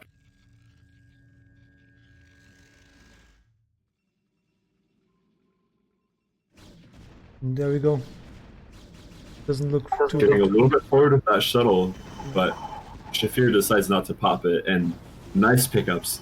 Both of those, all 3 of those Scarabs not hitting anything. A little bit of mismicro coming out of red. He lost that Reaver, and these big Scarabs coming out of Shafir. Nice pickup, nice, really exceptional shuttle Reaver control from Shafir this fight. But I don't. Oh, big Scarab shot. It looks like he might just barely have enough to hold. Yeah, Shafir's gonna actually hold on for now. Damn. I was just about to praise Butzel's Reaver control when he just lost it. Yeah, and with this natural nexus finishing up, both players had almost the exact same probe count. Obviously, there's a slight army advantage for Bustlebear, but he just lost his main army. He lost that shuttle. So for now, Bustlebear's not going to be able to put on pressure. And it looks like he's going to go take a 3rd base instead. Which might be scouted. Not. I mean, the probe is there, and there is. Oh wow! At the exact perfect opportunity, Shafir's probe comes out and he's blocking it. Oh, he's taking it. Oh my God, Shafir! The BM. I love it. I love it. I love it. I mean, pylon. Yeah, so this game is actually quite a bit more even than I thought. After so many huge, devastating attacks, those huge Scarab shots, those 2 battles, I'm so surprised at how close the game is.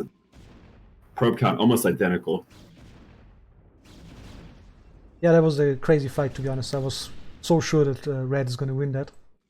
He had like. And it looks like Shafir's opportunity to get back into this game is going to be this DT drop here. We have 2 DTs finishing up and a shuttle coming out soon. So if he can get back into this game with just some beautiful DT drops in the main base, I could see anything happening. We have the observer from Shafir in the main base spotting that there's no detection at all. So if we can just sweep in with some DTs and start killing probes, if there's not a perfect reaction from Butzelbear, Shafir might be able to edge out a huge lead. We even see that he already has the worker lead. But Butzel going for the move out again. His army again much bigger than the Shafir. Yes. Yeah, the real advantage for Butzelbear is definitely his army advantage. Zealot speed is even done, which is going to make not only his fight better, but he's going to be able to reinforce so quickly with these waves of Zealots. And all that Shafir has are these 3 Templar with Storm, and Storm's not even. Yeah. have energy either. So, Butzel's just hitting at the most amazing opportunity right now. This is the best timing he could possibly hit at. There's just no defense here at all. Here comes the DT drop from Shafir. We'll see if it's a. Oh wow! Look at that probe transfer. Just no reaction time, or actually perfect reaction time, I should say. And meanwhile, he loses everything at his natural. Yeah, Shafir is just going to lose everything here, and with that defended, the DT drops being spotted and defended, I don't think Shafir has an opportunity back into this. Really well played by Batselberg, I have to say. That this last attack here was just the most beautiful timing he could have possibly hit. Really impressive. Yeah, and this looks like it's about to be it. Looks like GG. GG. GG. Pretty good games, I have to say. Oh yeah, that was super sick PvP. Totally back and forth. Those scarab shots absolutely blew my goddamn mind. I'm very excited to see this game too. Me too. Let me quickly check something with my mic. I heard it's a little bit too I'm a little bit too quiet. And also, yeah, really exceptional games so far tonight. The ZVZs were super back and forth. The PvP series before this was super exciting, and now we're just having an insane game here. So, great finals. Yeah, I mean, this tournament, the last one already was really, like people loved it, and this time again, like the games that come out, pretty interesting. Yeah.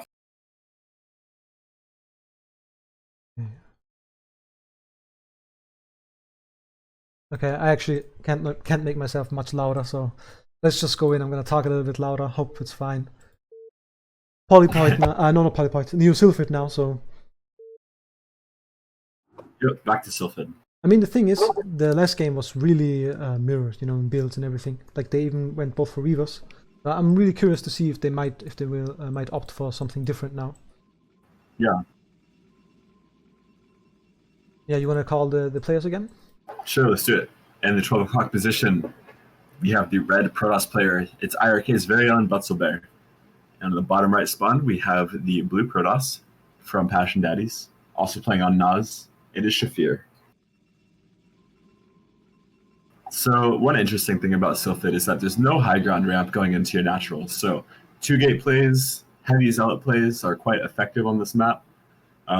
We'll see if either player decides to opt for that, or if we're just going to see a normal 1-gate robo. But no proxy pylons as of now. Looks like most of the buildings will be getting built in the Protoss main, which is always sad to see, but sometimes it's the way it is. I mean, you've made a good point about the ramps. Would you say that this is something that would affect the army composition in general, for Protoss or PvP? The army composition, you kind of start dictating that more as you get into the mid game, and once you get into the mid game, you're most likely going to be having a natural expansion. So that may not play the hugest role in it, but it does kind of dictate the early game. Like I said, 2-gate zealot is really effective here, and going for something like 1-gate into that cyber core into robo is going to be a little bit more risky. You just have the possibility of just immediately dying to 2-gate zealot. So I think both players might be taking a little more cautious approach to this early game. We'll see. Although the build until now is again about the same. Yep, no 9-9 gate, no super quick 2 gates. Yeah, both players going for gas, so it looks like it's going to be a repeat of last game for the most part.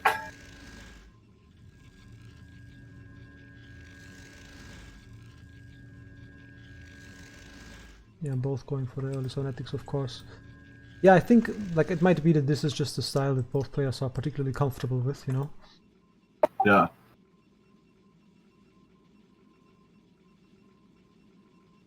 And we can see Shafir trying a little bit of a harass with his probe, trying to disrupt the gas mining. Yeah, early game there's not much to do, so any excess APM getting spent on a little harass like this, I'm a big fan of. Protoss players used to having to micro a probe all day, so yeah, you just have to do it. It's like OCD. Yeah, well, you got drones too. I have just stupid SMBs that don't have any ranged attacks, so. I don't micro. Shafir loses his scouting probe, which is always kind of a disaster. We could see if Butzelbear wanted to, he could just throw down a Citadel and go for a DT rush, but he's just going to play with normal goon range, maybe throw down a second gateway in a second, but nothing out of the ordinary.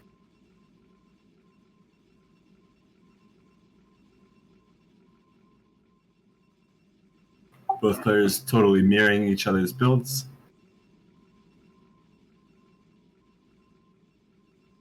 Yeah, now the scouting ends because the Dragoon is out, of course.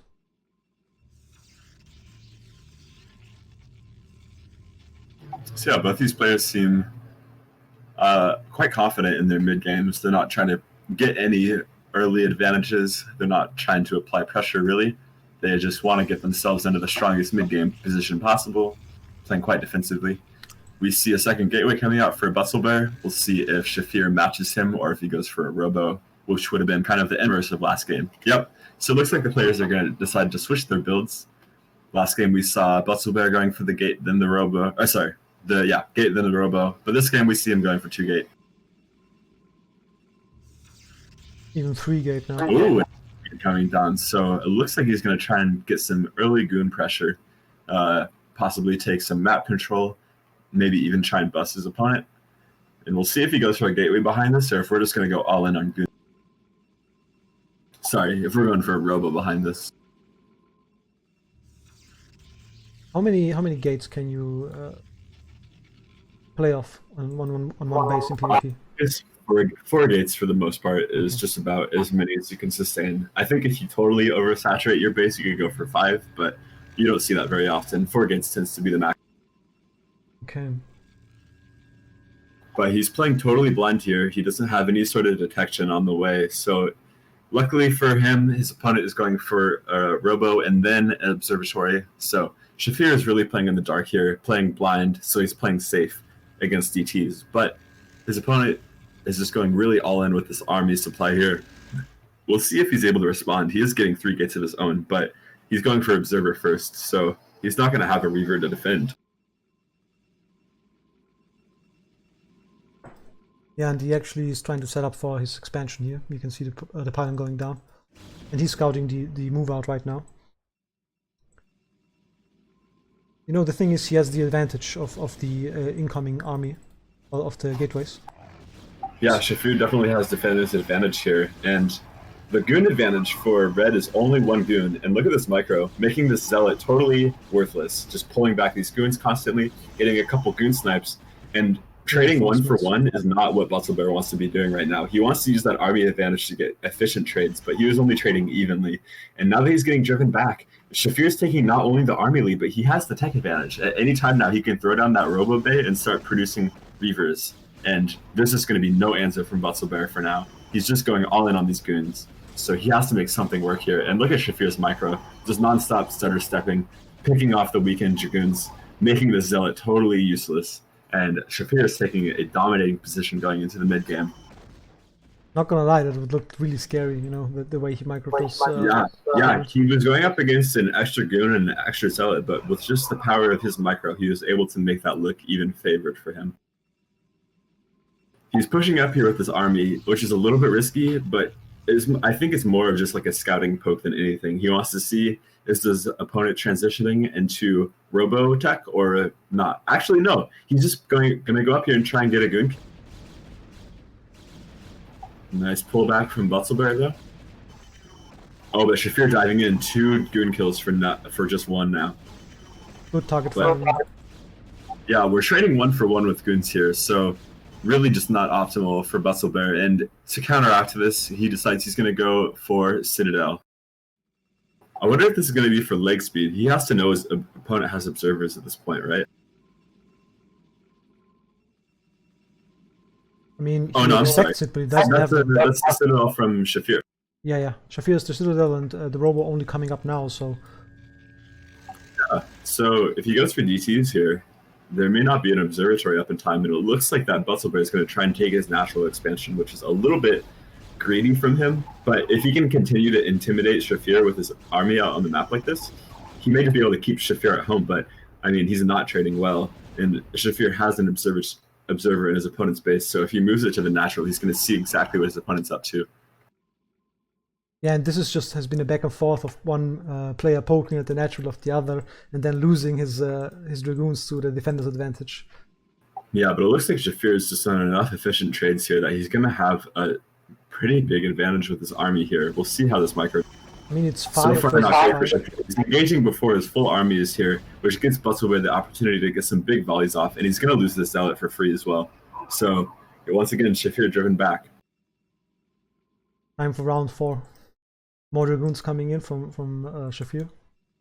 We have Observatory and Robo Bay going down at the same time for Butzelbear, so it's going to be of critical importance that he starts that Observer first, because that Templar Archive's just finished up for Shafir now. 2 DTs should be on the way.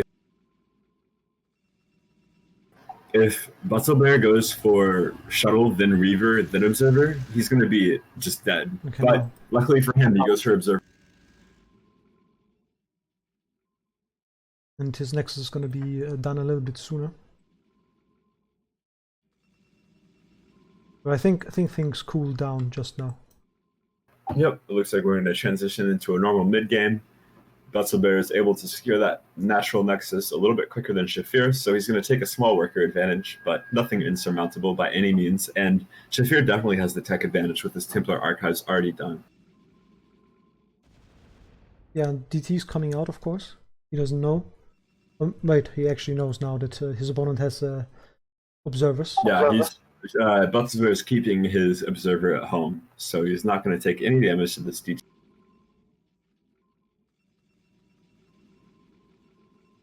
Yeah, and this time Shafir are not opting for Reaver, at least not yet. He's going to try to poke here again, but I don't know if he can do much here. These pylon walls are just making it impossible for Shafir to micro here properly. Oh, but he tries to sneak in this DT, but what I would have loved to see is if Shafir had brought his own observer so that he could try and snipe his opponent's observer and then slip that DT in. He could have done critical damage like that, but as it stands, he's going to lose almost all of these goons in a not very efficient trade. But on the other hand, Butzelbear's probe production hasn't been super solid, so even though he had the worker lead and he had this nexus done quicker, now Shafir has the probe lead. And like I said, Shafir's mechanics are quite strong, so it looks like it may be paying off here in this game. Shafir just going for non-stop goon production. He has not started a Robo Bay. He's just going to use that Robo for observers. So, yeah, interesting. Yeah, maybe he thought after game 1 that he would like to. Yeah, he's going to go for Templar Tech instead, which is understandable. He spent all the money to get the Templar Tech up, so he may as well use it. Yeah, I don't know. I don't think Storm is done yet, right? So. No, he hasn't researched Storm yet. Reavers are, as soon as they pop out with the shuttle, they're pretty much effective. You can go start dropping your opponent. You can start using him to attack. But Templar are a little bit more defensive for the most part. You have to wait for those upgrades to finish, and you have to wait for the energy before you can start harassing with them or defending with them. So for the time being, Shafir's not going to be able to get much value out of these Templar, but as the game continues to go on later and later, they're going to get more and more efficient. And it looks like Shafir's moving out to try and take a third base, perhaps at a hidden location. I understand this. I think this is quite a good move. We saw that Butzelbear was playing very defensive with his observers, keeping them at home to protect against DTs, even getting a cannon to help with that detection. So Shafir's third base, if he chooses to take it, probably will go unscouted for a long time. But just using it as a little pylon dump for now. Yeah, I mean, it's a tricky thing. A Nexus is just expensive, and we saw the last timing push of Butzel was just like too well timed, you know. So yeah, and speaking of, right when that second Reaver finishes is the time to move out, and we're moving across the map. Our opponent's Storm is just going to barely finish in time, but as of now, there's only 2 Templars. One of them has enough for Storm, the other one doesn't. So if we hit right now, we may be able to have a critical mass of Reaver and goons that are able to take out this army. It's going to come down to this shuttle, this Reaver micro, I guess. First Scarab, not optimal, but the second one gets a kill. Shafir having to retreat back into his base. His Storm is done. We'll see how this first Storm is. Oh, right on top of all the Reavers and the shuttle. One Reaver goes down. The shuttle goes down. Reaver Second down. Reaver goes down. Oh my god, beautiful storms from Shafir, and he's going to be able to drive this back army. Drive back this army, no problem. So what I thought was going to be a perfect timing for Bustlebear turned out to be an anti-timing, and he lost everything to those storms. That And it was looks like crazy. Shafir is going to take this opportunity to get back on the map. He's morphing an Archon with those Templar, and he's producing nonstop 6 speed lots at a time. He has a shuttle with Templar in it also, so if he wants to right now, he can take a little bit of a forward position on the map. But it looks like he's going to use it to take his third base, which I think is even smarter. Yeah, agreed. And actually, look at these pylons that are at these different bases. It looks like it's spotting for Reavers that are coming in, or shuttles. So getting vision on the map like that's always great. Yeah, I mean, at this moment in the game, this is one of the things that could set you back again, you know. So of course it's going to try to think about that, which is just smart of Shafir. He's getting back. Both players are getting the third now, but Hutzel getting this.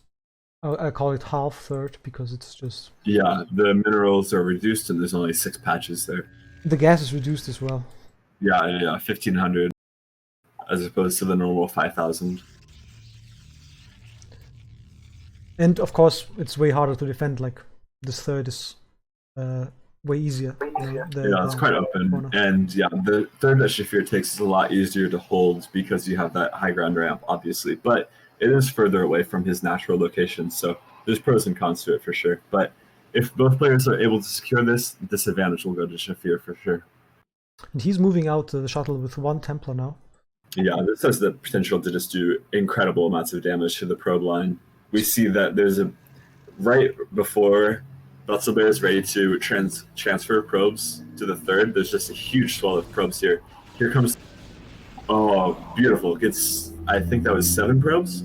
Yep, pretty much. 7 probes for 1 shuttle and 1 Templar. Not the greatest trade in the world, but certainly a good trade. Yeah, I think the shuttle got spotted a little bit too early.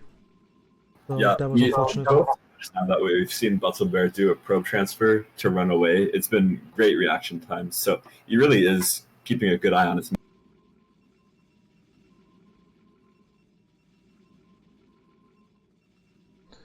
Yeah, and it looks like we're getting closer and closer to critical mass here. I wonder if Shafir doesn't know about this expansion yet. Yeah, not yet. He probably suspects that there's a third base coming up somewhere, though. And it looks like we might just take an engagement here. Shafir backing up and consolidating this army. The Reavers are getting dropped out. All the Scarabs do big damage to the Zealots. Storms coming in now. The storms, big storms, all over the Reavers, all over the shuttle. The shuttle goes down with the Reaver in it, and the second Reaver gets popped by the storms. And just like that, Shafir is able to take a decisive victory in the middle of the map with his. Yeah, this is just a replay of the first fight where he just Really, yeah. killed both Reavers and the shuttle with like 2 really good storms. And Bustlebear just has no army left at all. He's forced back to his natural, trying to fight there, trying to have a last stand, but it does not look good. And if Shafir sees this third base, he's going to be able to take it out for free, no problem. But it looks like he's not even going to come to that. We're just going to take this engagement right now. And yeah, big storms. It looks like Shafir is going to take this game. Quite a nice engagement in the middle of the map there. Wow, I mean, pretty well played. Definitely. Like from minute 1, you know, from the excellent Dragoon micro to those crazy storms. Yeah, those storms were absolutely wild. GG is called. GG. So we are going to a game 3, ladies and gentlemen.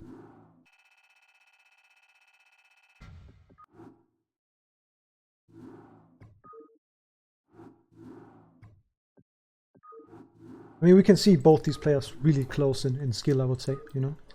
Yeah, this is a great match. And yeah, I'm really curious to see if Shafir is gonna play Weaver again, or maybe stick to the plan of getting early Templars like he did now, because it seemed to pay off, you know. Yeah, neither player has gone for anything proxied yet, so I'm expecting this game we may see something like that. I'm gonna grab some water, but I'll be back in like 40 seconds. All right, I'm just gonna call out the players in the meantime. We have on the top left or red player Butzel. Because I speak German, I can say it's Butzelbeer, I think, you know. I'm assuming. And then the bottom left we have Shafir in white. And yeah, I'm expecting both players to play pretty much the same opening again. I think this is just what they are most comfortable with. And we're gonna have to see and wait, or wait and see actually, on when the tech paths deviate. And yeah, I mean, circuit breakers. When you're done drinking, Father, if you're listening to me, I'm really curious to see, or to hear from you what you think about PvP on this map. You know. Yeah. Neither player going for a proxy. I'm a little bit disappointed, I won't lie. Looks like Shafir's going to get the correct first scout off, though. I take that back. He's going to scout him. And it looks like Busselbear's not even going to choose to scout with his first probe. I think he did that. He didn't do that in the second game as well, or in the first game. Yeah, so he's going to get a little bit of a mineral advantage from not wasting a probe like that, sending it out after the gateway instead of after the pylon. But obviously, it won't matter that. Yeah, I mean the thing is, what is there to scout except for a proxy? With a really early scout. The 2-gate, I guess, would be a big deal. And if you scout them last after a gateway scout, you're just not going to get into the main base at all. So it's a little bit risky. And it looks like he may end up scouting him last, so he might be playing in the dark from. Would you say that's just sloppy because the mineral advantage is so tiny? I'm not sure. I haven't played this matchup enough to be able to make a real analysis of it like that, but it's definitely a risky play. We'll see if he gets punished for it. Shafir hasn't been really one to go for crazy tech rushes or anything. No 2 gates before Cyber, so it looks like he's going to just play standard for now. But if he goes for something like DT rush, Botzelbear has the opportunity to just get completely caught off guard. Yeah, but it looks like both players are playing pretty much the same as in the first 2 games. Yep, both players going for a Zealot first, so playing super safe. Ooh, but here's a little hidden pylon up in the top right. What's up with those hidden pylons? This is the 3rd time he's doing this. Yeah, Maybe I just think they're scout. quite strong actually. When Busselbear gets in here to scout, if he's counting pylons, he's going to see there's only 1 pylon in the main base. So your response to that has to think that there's this, man, beautiful micro from Shafir denying the scout altogether. What I was going to say, though, is that once Busselbear gets in the main base and scouts only 1 pylon, he's going to have to assume that there's 1 proxied on the map somewhere. So he may overreact and panic to that, but he doesn't even get the opportunity to scout at all. So he's going to have to play ultra defensive here, ultra safe.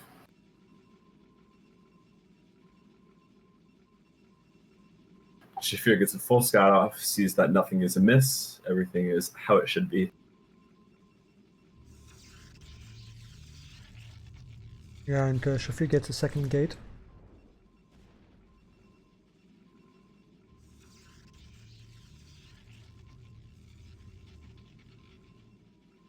Well, let's see if he's gonna try to do some sort of early Dragoon aggression. I think this was pretty much the same in game 2, if I remember correctly.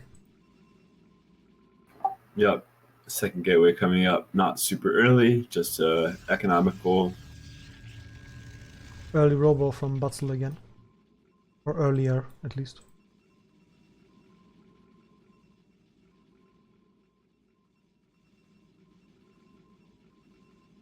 Yeah, I mean, I guess he's gonna opt for the Weavers again. Maybe this time try to, you know, be more aware of soul-crushing storms.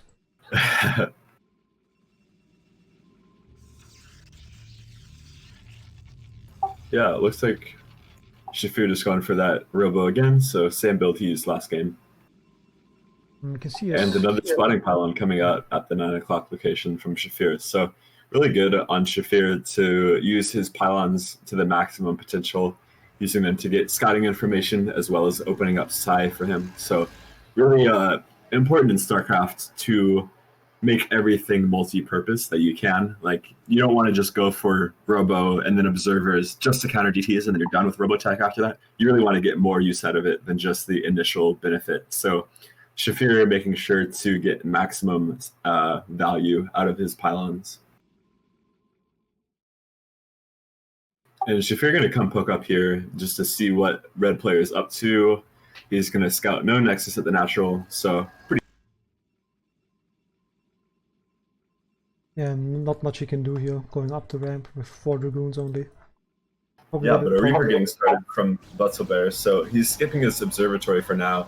I don't And know he's about this. he's actually pushing up here, and it looks like he's going to get a good trade. He's going to be able to get up onto the high ground, and he's going to scout the shuttle coming out. So Shafir not only trading quite well here, but he's also going to have a perfect scout on his opponent. But it may not even come to that. Probes are already getting pulled off the line here, and Shafir's just getting insane amounts of value with these Dragoons, killing an army, getting scouting, forcing probes off the line. Already a huge amount of damage done. Yeah, and backup is coming, or not backup, reinforcements actually. Yeah, reinforcements are coming, and oh, yeah, Yeah, and he's all up we the have ramp. from Butler, one zealot, and this Reaver that's about to pop out. And if we get on top of this Robo right now and snipe the Reaver before any Scarabs get built, it's going to be a complete disaster. We see Butzelbear scrambling to pick up the Reaver in the shuttle, and it looks like that'll give enough time for Scarabs to start building, but that shuttle is getting mighty low. And the Reaver is really low HP and is oh, dead. the Scarabs are done and the Reaver goes down. So a complete disaster for Butzelbear. It looks like that might just be it. Probes getting pulled off the line again to try and fight goons. Never what you want to see as a Protoss player. Wow, I'm surprised about the way this went right there. It was Yeah, going uphill. greedy and getting punished for it quite hard. Yeah, and this looks like it's about it. He's losing more and more drones.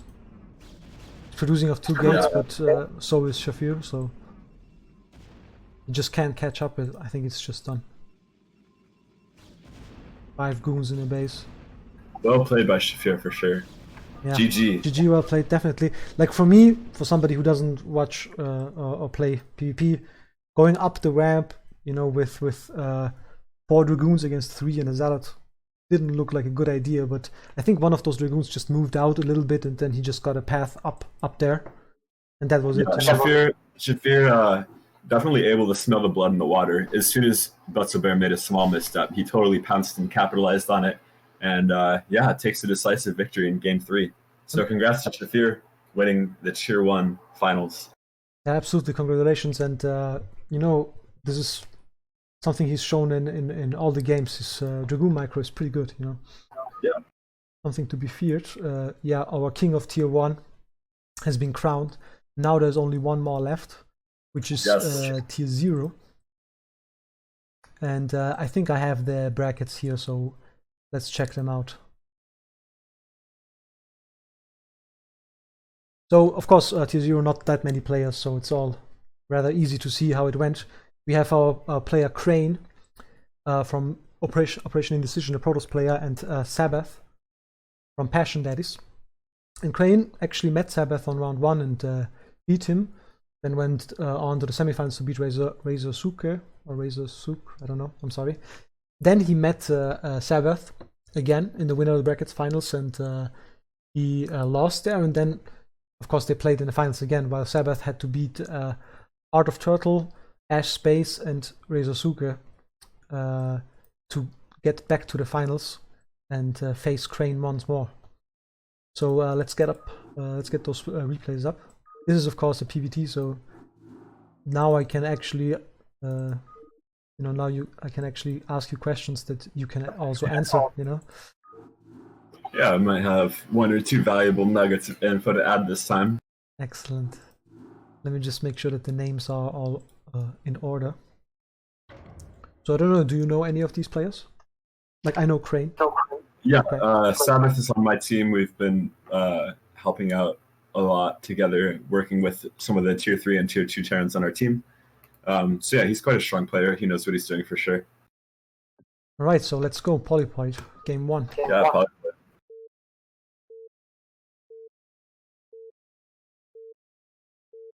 Need to fix the tier as well. All right, spawning up in the top right location, we have the pink Terran player. It's Ash's very own Sabbath. And in the bottom right, the yellow Protoss player, we have Crane. So you actually, when I first asked you about Polypoid, you talked about a Terran on this map.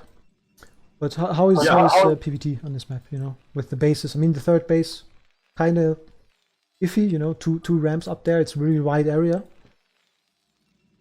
Yeah, so let's see, reveal a map real quick. So yeah, that natural or that mineral only third base, it's quite good for Terran because you can kind of just position your whole army up there, and you're in a solid spot with your army to defend all your bases. And then from there, it's natural to take your fourth base, which will be your third gas.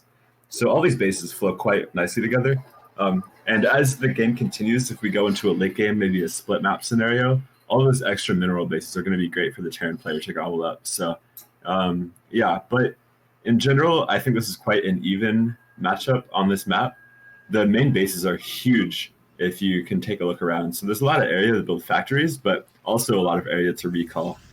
Yeah, like I think a theme of this season's maps is a lot of wide areas. You know, maps with really wide areas, and Polypoid, of course, one of them as well. Would you say that this is an advantage for Terran? You know, because you can have like huge tank lines or something. Kind of. Terran in general tends to like having more choke points. A huge open wide area for a Protoss player means that they can take like a big engagement with a huge arc. They can have almost like a complete 360 engagement on your army.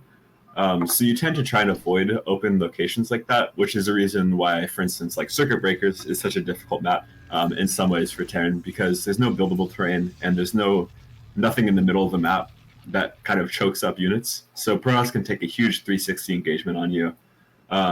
So yeah, in general, Terran tends to prefer to have tight, choked up areas where units have to get funneled through into tank lines and mines, things like that. But yeah, I haven't played enough on this map to really draw a conclusion one way or another, but I think it's quite even. All right. Well, I for one know that Crane is a really good PvT player, so I'm really curious to see how this plays out. So far, everything looks standard. Terran player just went for normal gas timing, normal factory. We pulled out of gas at 88, so we're not going for a 2 factory. Nothing crazy. Looks like we're just going to go for a normal bunker expand. And on the other side of the map, Protoss is doing pretty much the same. We got a gate, we got the simulator, and we got the cyber core with the goon range spinning. So as of yet, no crazy divergence from either player. And Terran's going to get a scout. Well, actually, no, he's going to get denied the scout because there's a goon coming out right now. If he's able to block the ramp in time, which he is, the SCV gets denied. But he gets away with the SCV for the most part. Well, I say that, but he kind of mismicros it and takes an extra shot. So the goon is going to chase after the SCV, and for now, it's going to deny any sort of scouting from Terran. Yeah, and it looks like a comfy game. You know, both players having a chat. I mean, they played like a couple of games before meeting in this finals. So. Yeah. And smart thing from Sabbath is that when he scouted, he saw that there was no zealot out of the Protoss players, so he's using this to delay his bunker for now. 3 Marines, when properly microed, will be able to defend against that 1 goon. So he's able to delay the bunker until after his command center goes down. Just a small little optimization. Obviously not going to have a huge impact. But he got his SCV scout denied, so he's playing it mostly in the dark from this point on. And yeah, we see him responding by putting down an engineering bay. He's going to play this ultra safe, probably just get a turret at his natural, maybe a turret in the main, just to make sure that he doesn't die to anything like proxy DTs or regular DTs. But that's not what Crane is going for. He's just going for a regular old Nexus at the natural. So this is a little bit bad for Sabbath. Building that engineering bay and the turrets unnecessarily obviously isn't ideal, but not a huge issue. I mean, what can you do if you don't know what's coming? You have to play safe. Yeah, you got to play safe. You can take a risk if you want to, but it really just feels unnecessary for the most part. Crane actually going in to dive on these SCVs. 3 goons can 2-shot SCVs, so he gets 1 pick off, and all he loses is a little bit of shields for his troubles. So nice. Yeah, the Dragoon survived with 1 HP and 1 shield. That was really clutch. And Sabbath playing really safe here is going for siege mode as well. So he's not taking any chances. He's not going to die to anything stupid like 2-gate goon or DTs. He's just playing ultra safe. And on the other side of the map, Protoss is pretty much doing the same. 3-gate observatory, just about as safe as you can play it. Yeah, both players seem to feel comfortable in the mid and late game. Yeah, and we see from the Terran player a second gas in the academy coming down. So looks like he's not going for anything like a quick 5 factory play. Looks like he's going to try and take this out into perhaps a third base and go for that mid to late game style. And as I say that, Crane's gearing up to take his third base as well.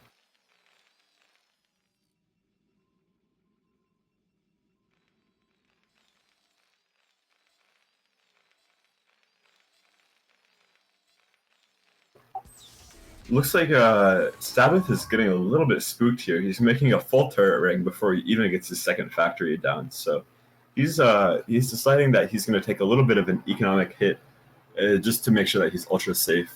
No shuttle with Reaver is going to be able to get in here. No DT drops, things like that. But he's floating quite a bit of money. It looks like he's just going to go down, throw down some factories, and go for a timing push here. I mean, Looks like it's going to be 6 factories when this is all said and done. I wonder if something happened that triggered this really defensive play, or if it's just his style, you know. Yeah, you can do this build blindly, and you're going to be safe against everything. Like I said, with this turret ring, you're not going to be able to die to Reavers or DT drop or anything like that. So we're just playing ultra safe here, ultra defensively, and then we're going for this +1 6 factory timing. So in general, I do like this strategy, but there are a couple issues with how Sabbath has been executing it so far. The main thing is that he got his second factory super late, so he's going to have a really diminished tank count. Usually with this build, you go for a factory, then you get a command center, and then you get another factory after that. And then once that second factory finishes, you're just going to be pumping tanks out nonstop. But we saw that Sabbath was playing quite defensively, and so he's only able to have 1 add-on producing tanks for this longest time. And usually with this build, or at least with the 5 factory, what you want to do is you want to have a huge tank count, and then when all your factories finish, you move out and you just rally with vultures. But instead, we're going to have to play this a little bit more slowly and build up this tank count over time, because we have 4 tanks right now. That's not enough to get on the map. So what's the goal of a move out like that, and what is Sabbath supposed to do now if he has less units? And then Yeah, so 6 factory, it's a really strong timing push. It has the opportunity to hit right before arbiters come out, and so a lot of times you can just kill the Protoss immediately if they're not prepared for it. But the nice thing about it is that even if you're not able to immediately kill the Protoss, it transitions quite well into the mid game if you just take a third command center behind it. We're getting our +1 weapons, so if this push doesn't immediately win the game, we can just regroup, get our third base, and get our 2-1 timing going without too much deviance.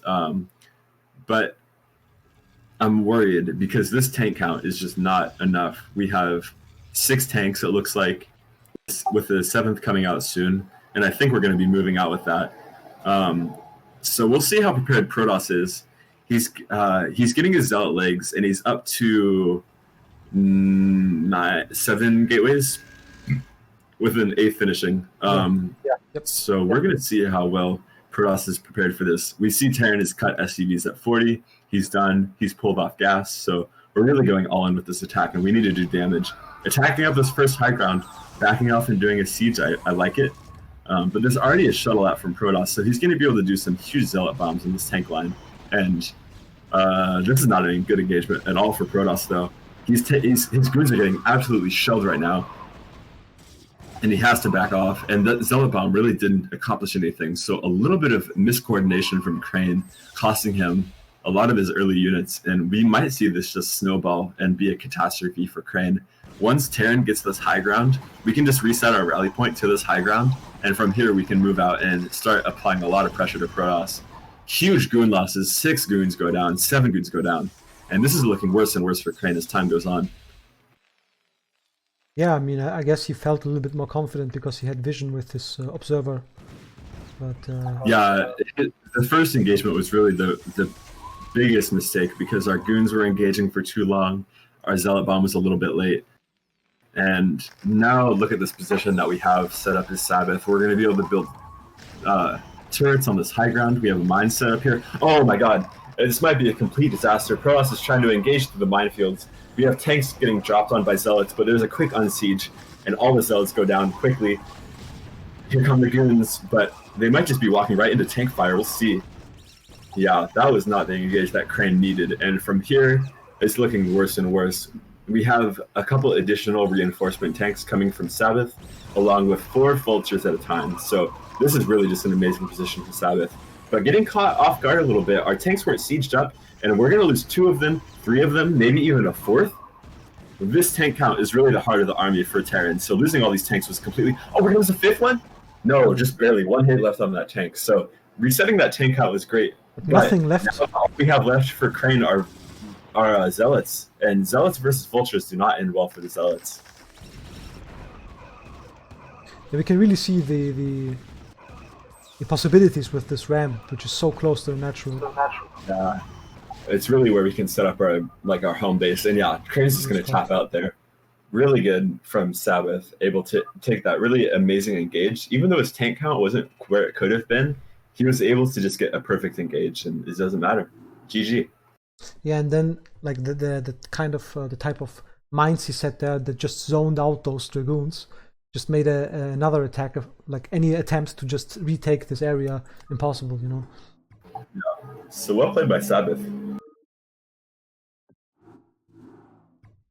Yeah, pretty good. I mean, I don't know how much experience these players have on that map, but definitely, like, especially in a matchup like this, sounds like something you really need to have some experience on, you know, because the position you put in your tanks and your dragoons is everything, you know. Like you saw it right there. Yeah. He took that ramp, and it's just hard to come back from that. All right, game number 2, Sabbath spawning up in the 12 o'clock location, and we have Crane spawning down. We'll call it 4 o'clock. Brown. Yeah. Yes. Yeah. The 2 best colors. I think I like pink. You know, I don't know if that's magenta, but I definitely am a fan. The colors are very important. You can learn a lot about a player from which color they pick. What about random? That you're just an absolute savage if you go for random. You just throw caution to the wind. You don't even. I don't know. Like, it's not the same as somebody who actually plays random race. You know. Right. Like 2 different breeds. But once again, Protoss showing some restraint, building their first pylon in their main base.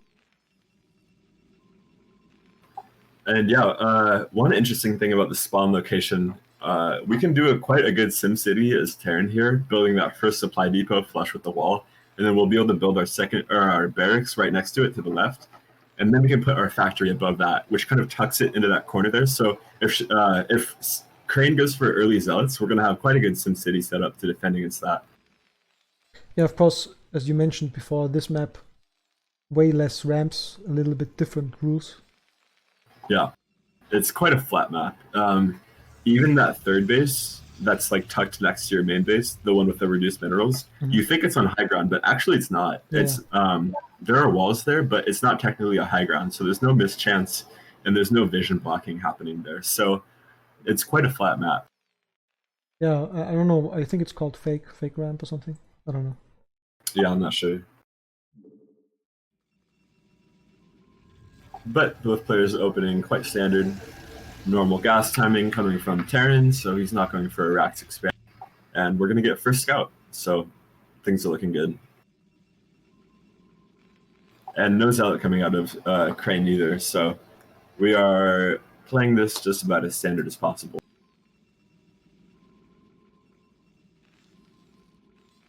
Although, as I say that, a second gateway comes down, coinciding perfectly with the SUV getting in Crane's main base. So Sabbath is going to scout this ahead of time, and he's going to be able to prepare for it exactly how he wants to, which most likely means that he's going to get siege mode and get up eBay after that.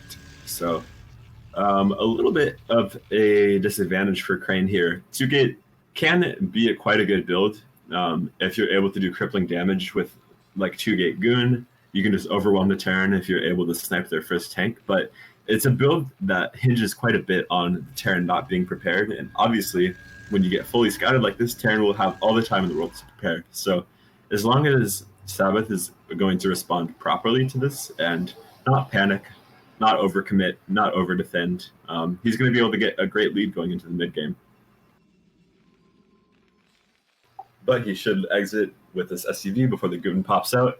But the SCV is glitching out, so he's going to actually possibly just lose this first SCV, which isn't great. You really need a lot of scouting intel against Protoss players when they're going for 2-gate like this.